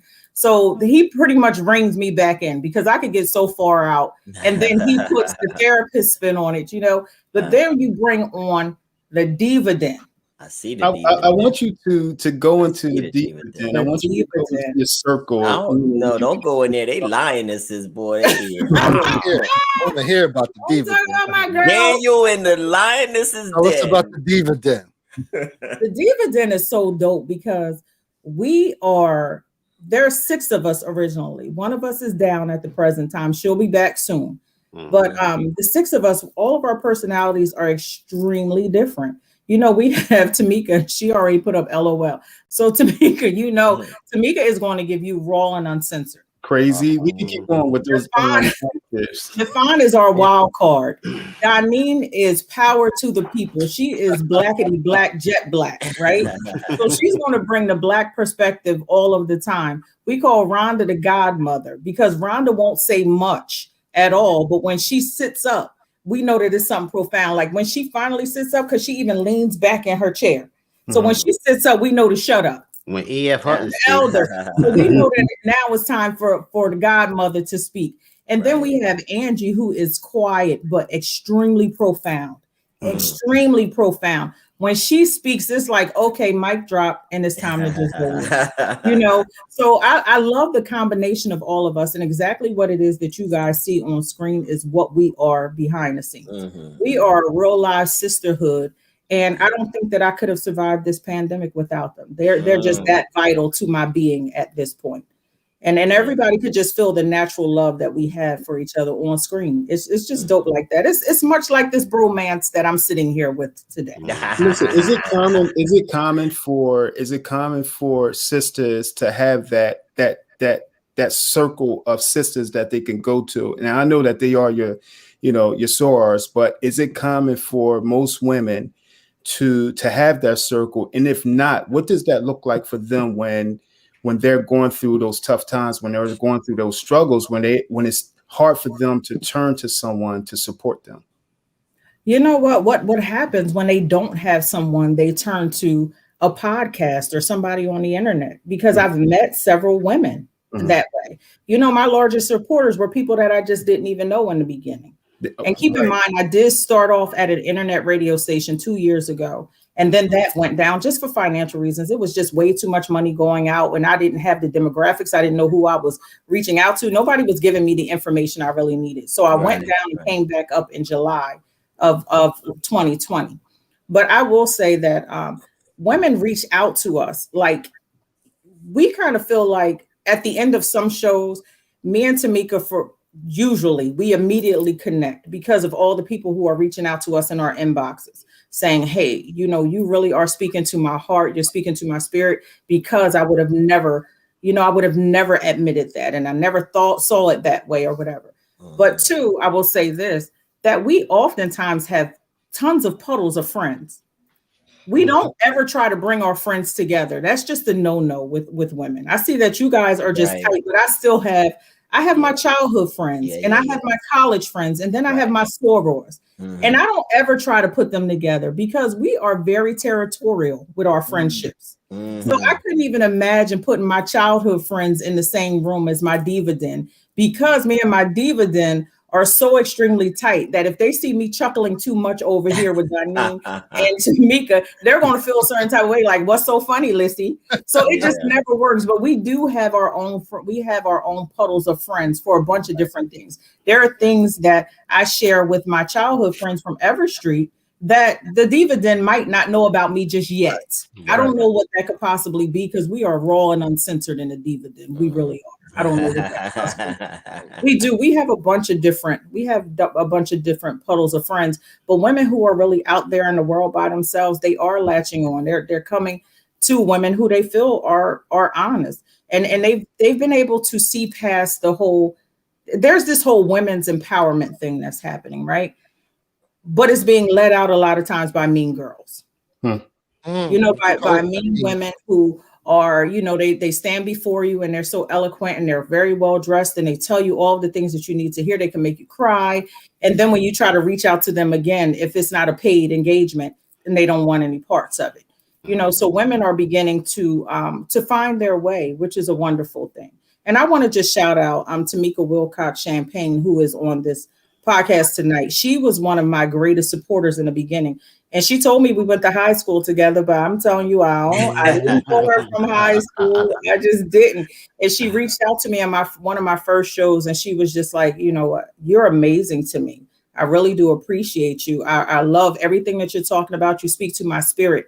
And then Kat Elizabeth did the same thing. And I knew Kat from elementary school. We sang together in the choir, whatever the case, but we've never been close friends. Mm-hmm. So when women are reaching out and saying that this is really working for us, Alyssa, please keep going. It just makes you keep going. And I know that you guys can attest to the fact that sometimes this gets draining and you don't know whether or not. Well, somebody's saying yes, somebody's saying I don't know, and somebody shaking their head no. So it gets kind of draining. And some days with all of your other responsibilities, it's like I can't push another inch. I'm exhausted. But then you get somebody who reaches out to you and like, hey, could you talk about this? Because I need to hear the diva den's I need to hear the diva den's opinion about this particular thing. Like somebody had reached out to us and asked us to talk about relationships with mothers and daughters. That's hard. That's extremely hard. And when they reached out, that's when we had this show called The Conflict of Unconditional Love. Like, I love you. I really do love you. And it's causing conflict because you don't treat me right. You're hurting my heart. So that was one of our largest views, greatest viewed shows too, because people are really reaching out. And we have puddles of friends.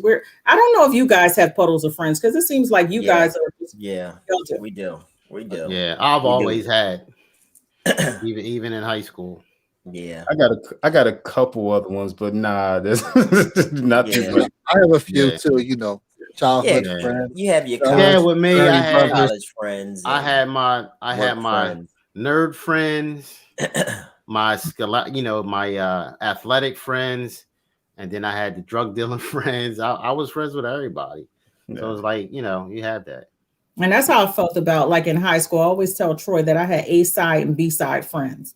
I was a cheerleader, so I was fairly popular or whatever the case, but I was a little weird in my own right. I'm an introvert. I really am. So then I had that puddle of friends where I could just go be, it was no pressure. You could just be, and you could laugh at stupid things, and it was fun and it was funny. So I've always kept a couple groups of friends. Yeah, because Champ was the shit back in the day. Right? With Nona Wigfall. Yes, Nona. Noni. First Champ class. Yes. Hey, I got Noni's still there too. I got a quick question. Yeah. I actually got two quick questions. I want to backtrack a little bit. You were saying how you were moving, the job to job. Not just moving, but did you ever feel like you were like, you ever get that feeling like I don't want to be the smartest person in the room is the reason why you did move forward?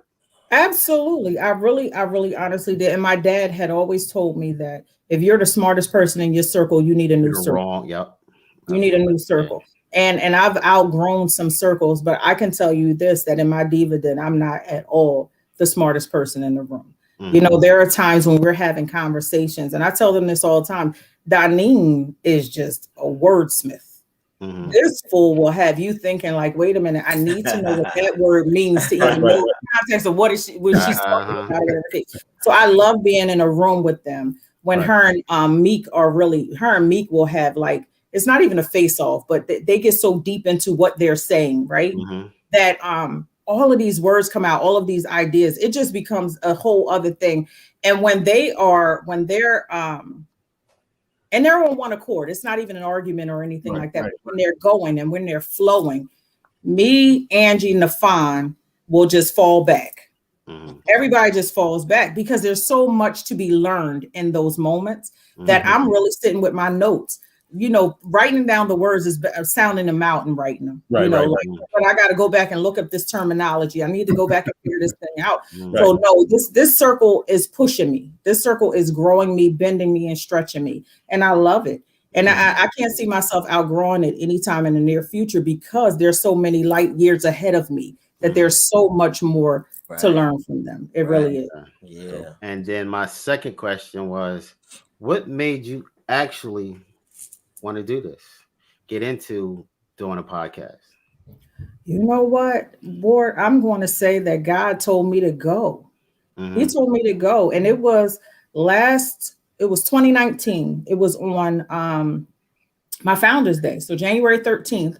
I met with Yolanda because Yolanda Whitby is an image consultant. And I met with Yolanda, and we met at that hotel that makes me itch a little bit, but we were only in the lobby. But Crown Plaza. Ooh. Okay. Yeah. We were in the lobby. We met in the lobby right after church one Sunday. And I was just like, these are the things that I want to do. And she was like, well, I think it's time for you to do it. And she gave me like a whole layout. I was telling her I wanted to get into public speaking. I want to do this whole thing. I want to do the whole public relations. I want to get pushed to the forefront. This is what I want to do. God is telling me in this season that I need to stop trying to be the power broker behind the scenes because that's not what he has for me. It's time for you to step out. So Yolanda said, okay, this is what we're going to do. I need for you to get 4 speaking engagements in this year. I need for you to start to line it up. I need for you to get a national mentor. I need for you to do. And she was telling me all these different. I'm like, where am I get these things from? Like, yo, you giving me a list of stuff. Where I'm supposed to get it from? And that night, it was so crazy that this woman, a pastor from Houston, said that she had been given my name and she wanted to pull me in underneath her she wanted to mentor me. So that happened that same night. And then I think Yolanda only gave me like 30 days to complete this assignment, to line up some things. So I wound up getting my first training was on a national level in Chicago. September 2019, I was in Chicago. I did a training for NBCDI, National Black Child Development Institute. So that was major. And then I had some church speaking experiences about, just women's things or whatever the case, talking about my experiences. So I lined it all up and I was like, it's just time to go. It's just time to go. It's no sense in holding back because God promised me that if I go, then he will grow me as I go. So just go ahead. If I'm telling you to do this, I'm going to create the audience. Just do what it is that I said. And I just went. And I went scared. I did it scared because I like to be the person doing everything behind the scenes. I pull tons and tons and tons and tons and tons of strings behind the scenes. My work is usually done behind the scenes. So when God was telling me to step out, I'm like, that's just not who I am. And while my mom always says that I'm flashy and flamboyant, she was like, you were made for all of that stuff. And I was like, but I don't like it. I don't like that kind of attention. And I know I come with my bangles jangling and all that extra stuff, but I still need for the people not to pay me any attention, even though I have a coat dragging the ground and a fedora tipped to the side with a feather on it and bangles and lipstick or all that kind of crazy stuff. But I really don't like that attention. And once it went, Ward, just like it's going for you guys. Yeah.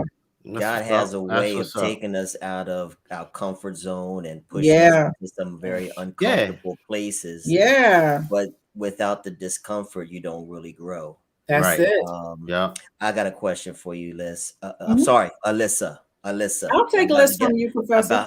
Okay. So the fellas, we've been good friends for many years. Many years. I can't even count. I've lost track. My memory I'm losing my memory even as I speak. But we've been friends for a long time. One of the noticeable things about women is that women change friends like clothes. And you can see a lot of women, not all of them, but a majority of women after a certain season, the friendships or the relationships with other women end for one reason or another. I don't know. But one day you're cool with Mary. The next day, the next week, there might be a different friend that has been introduced. I've seen this a lot with a lot of women that, you know, the disconnection from friends is rather easy. Like, I don't know if men can kind of do that, like move out of, you know, our brotherhood relationships as easily as some women are able to do. My question to you, Alyssa, is that, and sometimes it stems from a source of contention that may have brewed between women. What specifically can women do? Because again, conflict resolution with women is something that, you know, can be difficult for them to do at times. But what is it that you recommend for how women, grown women that have had long-lasting friendships and relationships with each other, what needs to happen in order for women to resolve? Okay, go ahead. It's about communication, because a lot of times when there is contention, you find that there is some what are the words I'm looking for? It was a misunderstanding. That's the word I'm looking for. It's usually a misunderstanding somewhere. And a lot of times too, I will say with women, is that my silence does not mean that I'm mad at you for any reason. We assume a whole lot of things. My silence could very well mean that Alyssa is going through something. Keith, why are you nodding so hard? That is the God's honest truth. Yeah, we assume a whole lot of things. So my silence does not mean that I hate you. My silence doesn't mean that I've stepped away from you. Sometimes my silence is me preserving my own self. Especially in this season, we're all going through a myriad of things, right? So why is it that in my silence, you won't say, yo, Liz usually checks on me, so let me be the one to check on her because she's unusually quiet. A lot of times people will take that and just run with it. Oh, I ain't banging with her because I ain't heard from her and blah, blah, blah, blah, blah. It's not always about you. It's not about you all of the time. And it's unfair. It is totally unfair for us to be in situations sometimes because of my silence or because, and this is usually my issue. That's why I'm speaking from silence, because I put up a post the other day about my silence is usually preserving a relationship. When you've chosen to misunderstand me or you've chosen to disregard me or dismiss me or whatever, but I still value the relationship, I'm going to go silent to preserve myself. But then there are times when I'm just silent because I'm going through, and I'm not one of those people to pour my issues out on everybody. I'm not misery loves company. I go low until I gotta have it all figured out. And then I just resurface like, hey, y'all. And my true friends know that about me. Right. So if you don't understand that and you take that to heart, it's because you really aren't my true friend. You are somewhere around an associate or something like that. Right. Because Alyssa's a phoenix. Huh? Right. Alyssa's a phoenix. She dies and rises from the ashes. And you better know it. And then that's it over and over again. Right, exactly. I feel you. I feel you. So it's just that way. It's just that way. I think that we just need to stop taking everything so personal because it's not always about us. And it's a shame that we get caught up in that. Absolutely.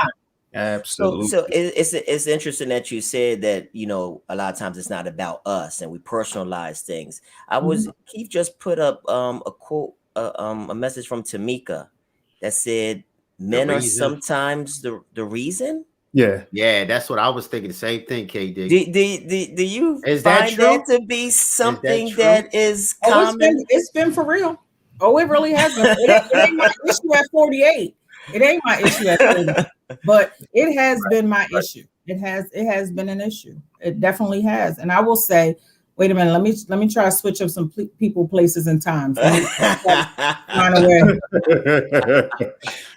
Wait a minute. I can't even find a way to tell this story without. I'll tell y'all the story behind the scenes. Right. Because I've had that issue. I've had that issue with people leaning on me and knowing what I was going through and was actively hooking one of their people out with my people. You know what I mean? So while I'm pouring out my heart to you, because I thought you were my girl. Yeah. And come to find out you're taking all that information to know for sure that he and I were on the outs and was kind of pairing somebody up. Well, you know, like, yo, he obviously is unhappy because I know this intel. And that's just the wild stuff. See, that's the kind of stuff that I will say will get somebody will lay hands on you over that kind of stuff. Like, you really need not do that kind of stuff. That's so awful. That's an awful thing. Crazy. But men do come in between the whole thing. And then I have to say this, fellas. Men gossip like never before. I ain't never seen it like it is right now. Yeah. Men Who told y'all we didn't? Huh? Who told you we didn't?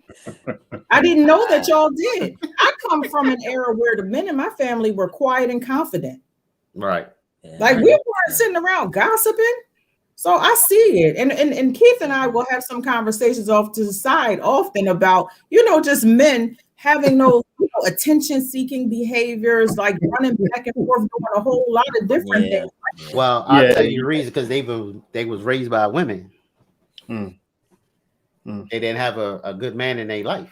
But that was a side note. Let's go away from that. You're right. I do agree with Wardy, because you do tend to associate gossiping as a feminine quality. Absolutely. Right. And when you see a guy that is, you know, on a job and that's, you know, talking about another man, right? You know, it's almost like, you know, you suspect, you jealous, you got all these feminine qualities that are coming out of you.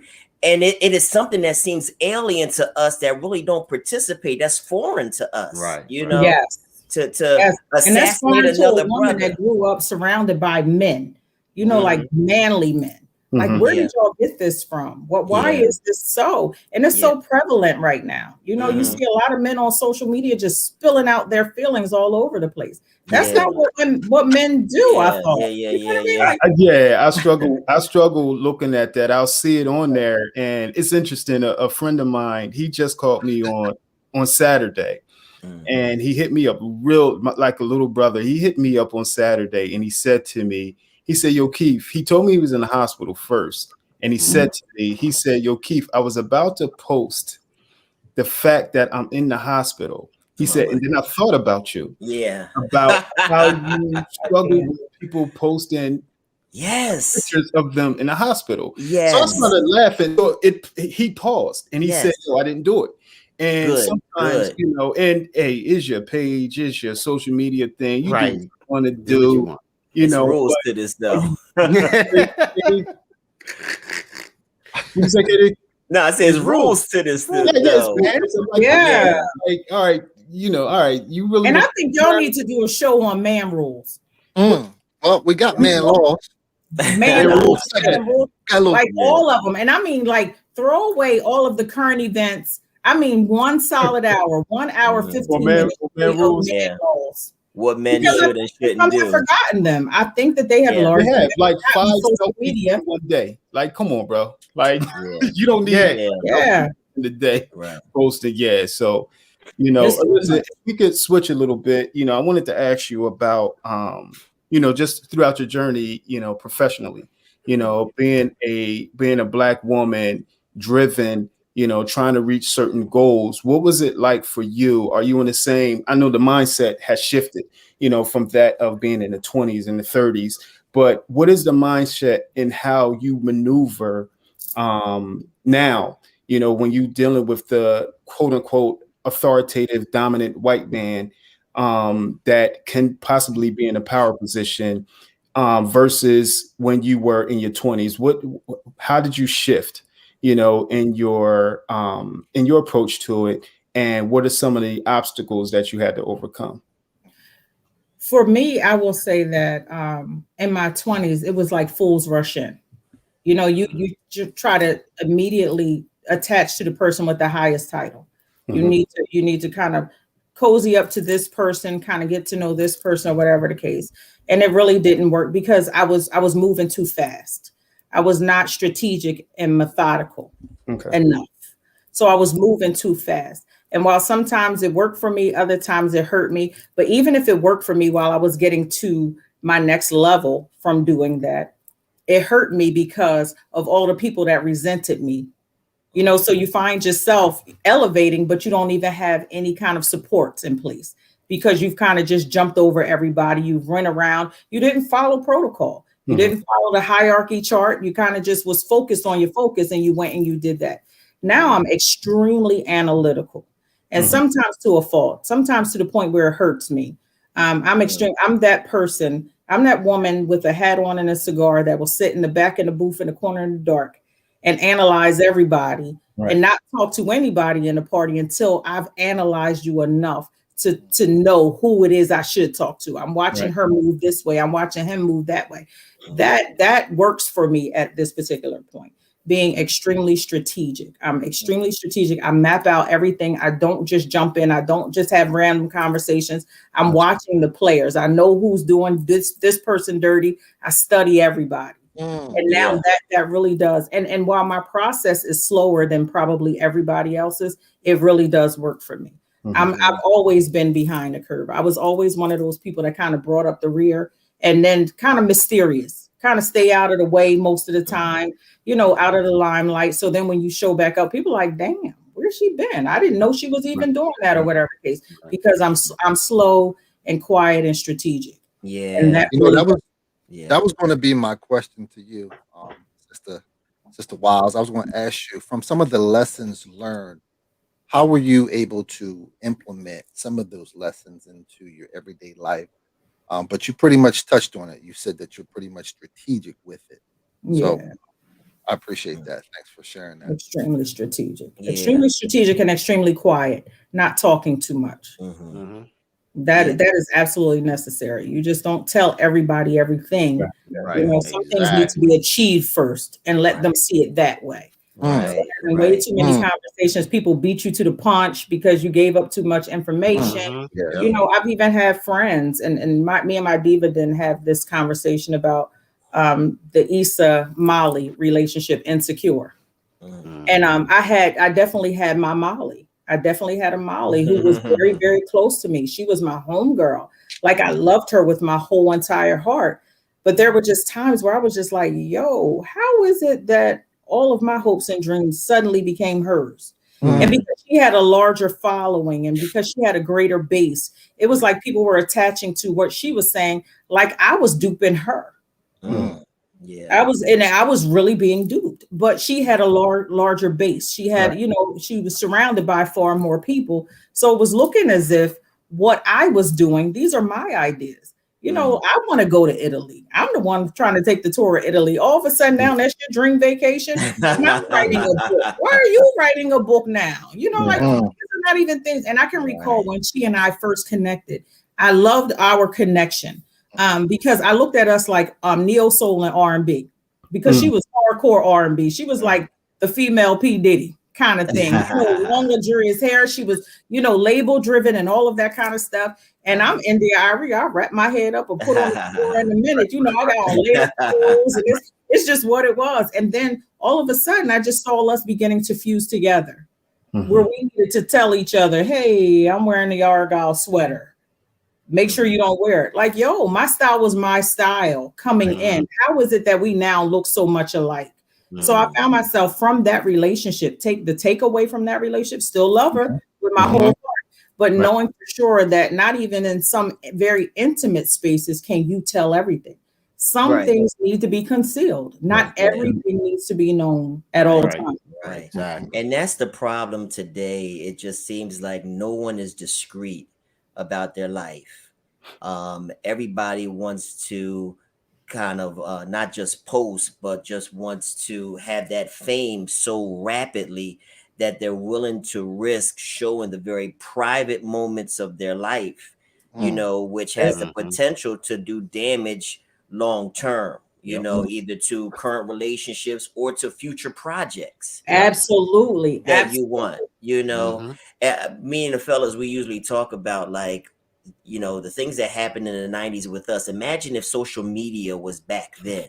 There would be so many footprints and fingerprints from Greek picnics and South Street and I carried a handkerchief.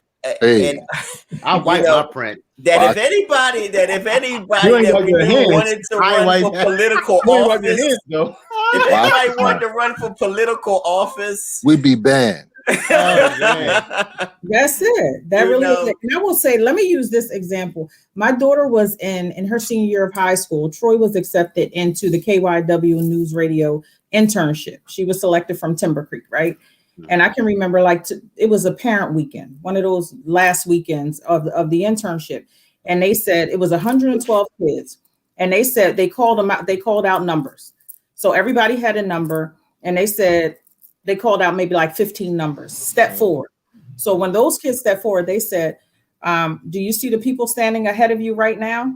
And they said, yes. They said, based on their appearance, they will be the only people that we will hire today. So then they made them step back. And then they called maybe like another 22 children. And they stepped forward and they said, based off of because we've scrubbed your social media. And based off of what we saw, we would only hire these 22. Yeah. And the blessing was that my child was in both of those, both of those groups. So we had set Troy up well enough to know, don't have no wild stuff, but already they're grooming young adults now because Troy's 21 now. So they're grooming them, to make sure that their digital footprint is wise. Be wise with it, be clean with it. We just decided that we're going to blow past that. I look at some people's social media in our age bracket and say, yo, if a job, you're going for a job. If they look at this mess, what are you doing? So we're talking to young people about that, but we're forgetting about it in our own age bracket. Exactly. Between the look, the blasting people, the extreme cursing people out, even business people, I'm noticing you take all of your business grievances right to your Facebook page. Right. Somebody still might have that VHS of you doing something. Because girls going wild did hurt a couple people back. Yeah, they really did. They really did. So I wait a minute. VHS. So that's put away. So Alyssa, I mean, you right on point because I've been pressing the fellas about a topic that I've been wanting to talk about, but nobody wants to take me on the challenge of really dealing with how important is a person's background. And we was talking about and looking at Michael B. Jordan dating that young woman, Lori Harvey, who's the stepdaughter of Steve Harvey. And a lot of people are saying about how she's got a lot of body. She's got a heavy body count. There's a lot of rappers and basketball players and, that have, had some intimate moments with her, and now Michael B. Jordan has pretty much wiped her up, and in many people's eyes, they look at him kind of sideways because of her past history and her background. And we're talking about the fingerprints and our footsteps in media, but even in real life, a background check on a person is so vital in moving ahead in life. Your credit score, you're attaining a job, any type of opportunities can be traced back to some form and facet of your background. Absolutely. So what do you say about that? I'm with you on all of that and the blessing is that some of the things that I've done, they're locked and solid. They're expunged and locked away. Praise God. Washed in the blood. That's the blessing is that my wild years are behind me and there was no social media at this time. I know how to carry my 48-year-old self. I know how to back away from certain situations that are provoking me. You poking the bear, you trying to get me to, to react. But I know to step away from social media and not have that conversation there. I have strong feelings on a whole lot of things and I can't be shaken. I'm not one of those people that straddles any fence. I am hardcore in my beliefs. But there are some things I'm not willing to have conversations about on social media because they're my private feelings. And I know for sure how that could be taken and attached to my brand or attached to my children even. I still need to present my best self. And then there are some conversations that I'm just not going to have, or I'm just not going to put out there because it makes us look bad. Now, I will have conversations about, you know, Black people behind the scenes, some stuff that get on my nerves about Black people. But I'm going to have it in a quiet, in a small gathering of Black people. You know what I mean? I don't want to put anything out there that makes us look worse. I don't like that Black on Black crime, Black on Black conflict, any of those things. So I am very, very, very, very, very guarded. Yes, guarded with what it is that I'm putting out on social media. Guard your heart. Yes. And I will tell a joke, I will act a fool or whatever the case, but my hardcore feelings, you're just not going to get me to do that. And there are some people, there is one guy in particular on my social media platform, and I block him, I snooze him for 30 days, and then he pop up. I usually give him 2 days to see if he's going to act cool. We get a 2-day break, and in those 2 days, he pushes me to my brink, and I have to retreat because you're looking for that. And people actually get upset when you don't meet them there. The fact that I won't argue with you there pisses you off even more. You know, so there are people that do try that, people that just poke you to death for no reason. And he can only do it on social media because that's the only relationship that we have. Do they still poke on social media? I think they took the poke away. They fine, good. Praise God, because that was weird. That would have been another man law. Do never poke another man. No poking. That's weird. I never got that. Like, what are you trying to do? What is that? You poke me, you poke me back. You poke me, you poke me back. Yeah, they poking each other back for weeks. I have one more question. We can start wrapping up. I have a question of you know, with the platform that you built, the relationships that you've had, the great relationships, contention with some, building greatness with others, you know, distancing from others, talking, you know, having these conversations, these sisters sharing, you know, opening up, being transparent and vulnerable with their story. What are some of the common themes that you've been hearing when it comes to women during this time, during this quarantine time, during COVID within the last year? What are some common things that, you know, some of the women have been sharing in terms of their struggles, you know, personally, you know, what are some of those common themes? You want to know what the greatest theme is? You ready for this? Come on. That they married the wrong person. They've married the wrong person, because once they had to stop and be locked in a space with this person, they're just not even happy with where they are. And that is the most common theme. And then, you know, just how do you work this out? Because this person really has been good to you. He hasn't harmed me at all, but I've realized that I've outgrown that situation, you know, and sometimes it really just is like that. It's not a conflict or whatever the case. When I grew up, like for instance, my ex-husband and I, me and Bob, we got married when we were 2 and 3 years old. We had our first child at 4. Right. It was just ridiculousness. I don't know why my mom let me do that, but I don't think she could have kept me from doing it. Right. But in the end, and I say this all of the time, that when the marriage ended, it was so easy to point him out as the wrong person, because when things end, people want to know who's the perpetrator. Right. Absolutely. So it's easy to point it out. But as I grew older and I realized that I played a role in that too. And I'm open and honest in saying that I didn't meet his needs here. And he told me these things and I just didn't listen.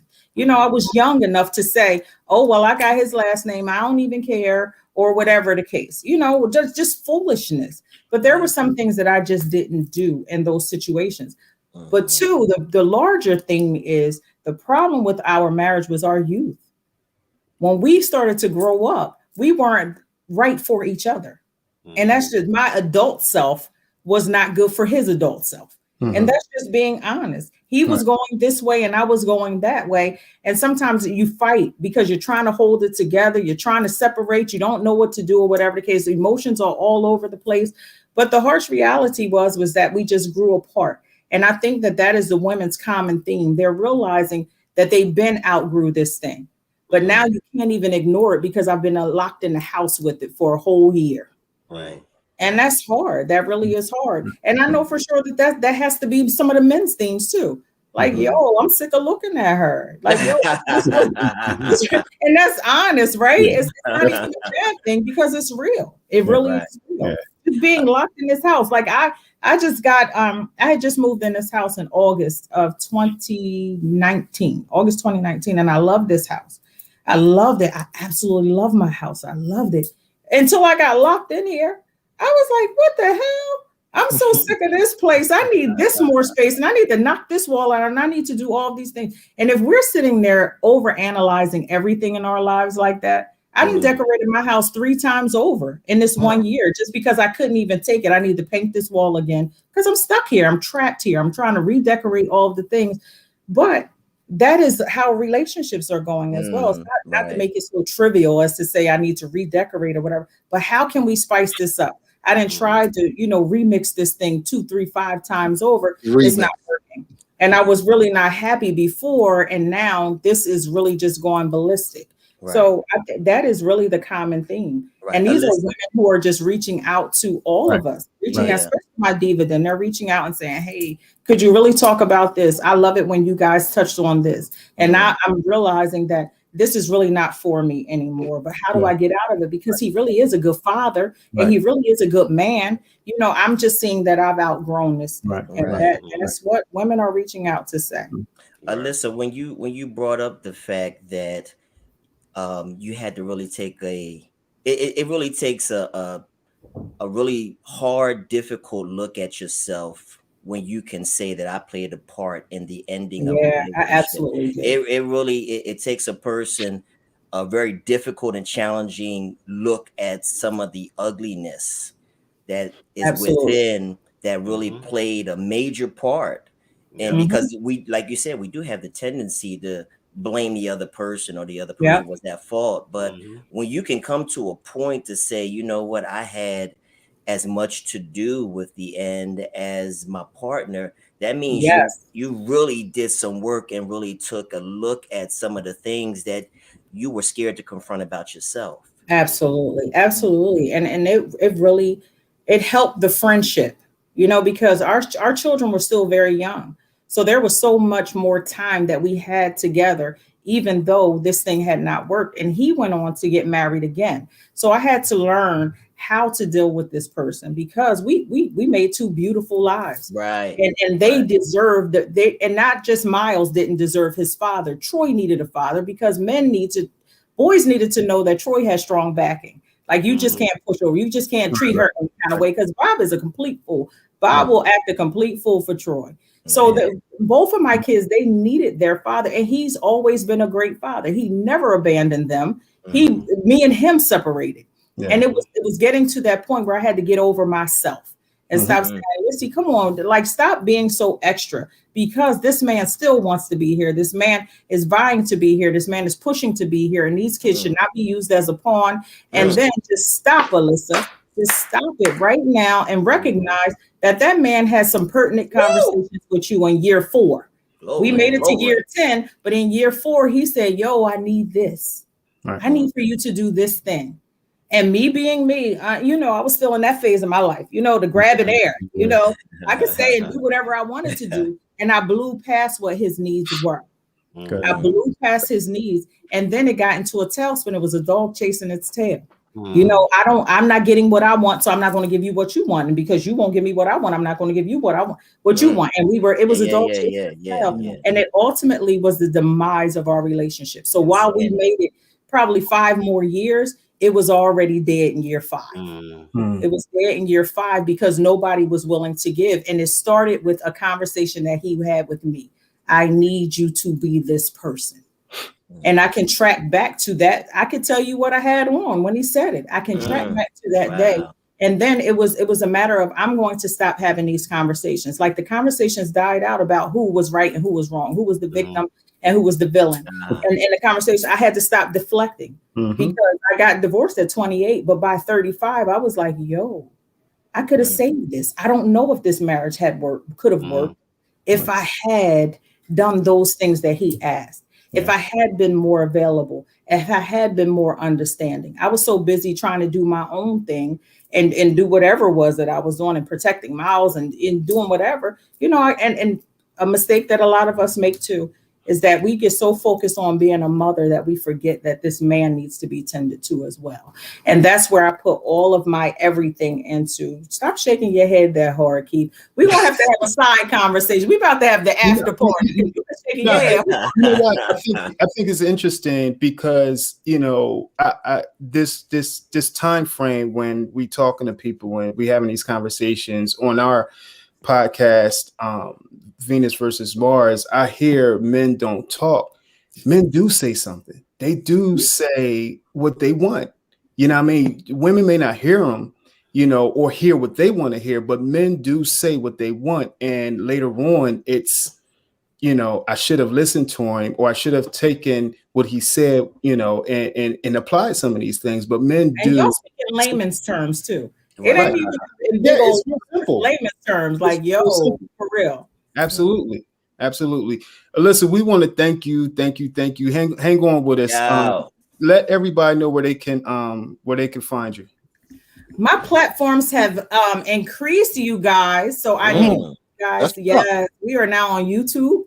We are on Facebook Live Saturday mornings at 10 a.m. Wilds Worldwide. Please like my page and invite others to like my page. We are now on YouTube, Wilds Worldwide. We are on Anchor, Linktree, and Buzzsprout. Right. And iHeart and Apple Podcasts are coming. So. Yeah. Can you tell us your Saturday lineup? What's your Saturday lineups look like within the month? Oh, so we're celebrating women. We're celebrating women this month. So last week we had because they are I am with all of my mentors and sponsors that I love so dearly. This week we were having 4 women who and it's titled CEO. So they are women who are mothers and wives and leaders and business owners. So they're doing it all. So we're going to celebrate the CEO. On the third Saturday will be Cool Keith and I will be there together, Venus versus Mars. And then on the 4th Saturday is always Dividend. Right. So the last Saturday of the month is the Dividend. And I want to promote this because I'm going to lock them in right now, everybody. I have invited the fellas onto my platform for the month of June. We will have the month of the man. So we're going to celebrate men all month long. And on the 2nd Saturday, we will have the fellas on to talk about the bromance, the love they share between each other, you know, for decades and decades and decades. So they will be on my platform. All right. Wow. Yeah, I forgot to tell you about that. Hey, I was waiting for you to take a breath, Alyssa, and ask if we could do a collaboration one day. And you just touched on it. You want to, you know, I've really hardcore been wanting to do a Venus versus Mars, the fellas versus the Dividend. That's what I want. I'm scared, boy. and I actually want. You sure you can handle that? Huh? You sure you can handle that? Oh, I'm all over it. Because you know, to me and Tamika gonna be going back and forth. And you better know, and me ain't ever scared. We ain't no punks. Don't start him up. That's my girl, though. That's my girl, though. I think that's Capricorns, man. I tell you, them Capricorns is something. Please highlight what Tamika just said. Put that on the screen, please. No. That's my boy. I had to read it first. That's my boy. Wilds Preview that stuff first, man. Check her out on YouTube. Check her out on the streaming services that she's on now. Go to YouTube. Go to her Facebook page. Go back. Check her content out. Share it. Like and do what you have to do. Get some information. And become the better version of you. We're about to take a break real fast. We're gonna come back to just our thoughts with the fellas with Ward's Man Law.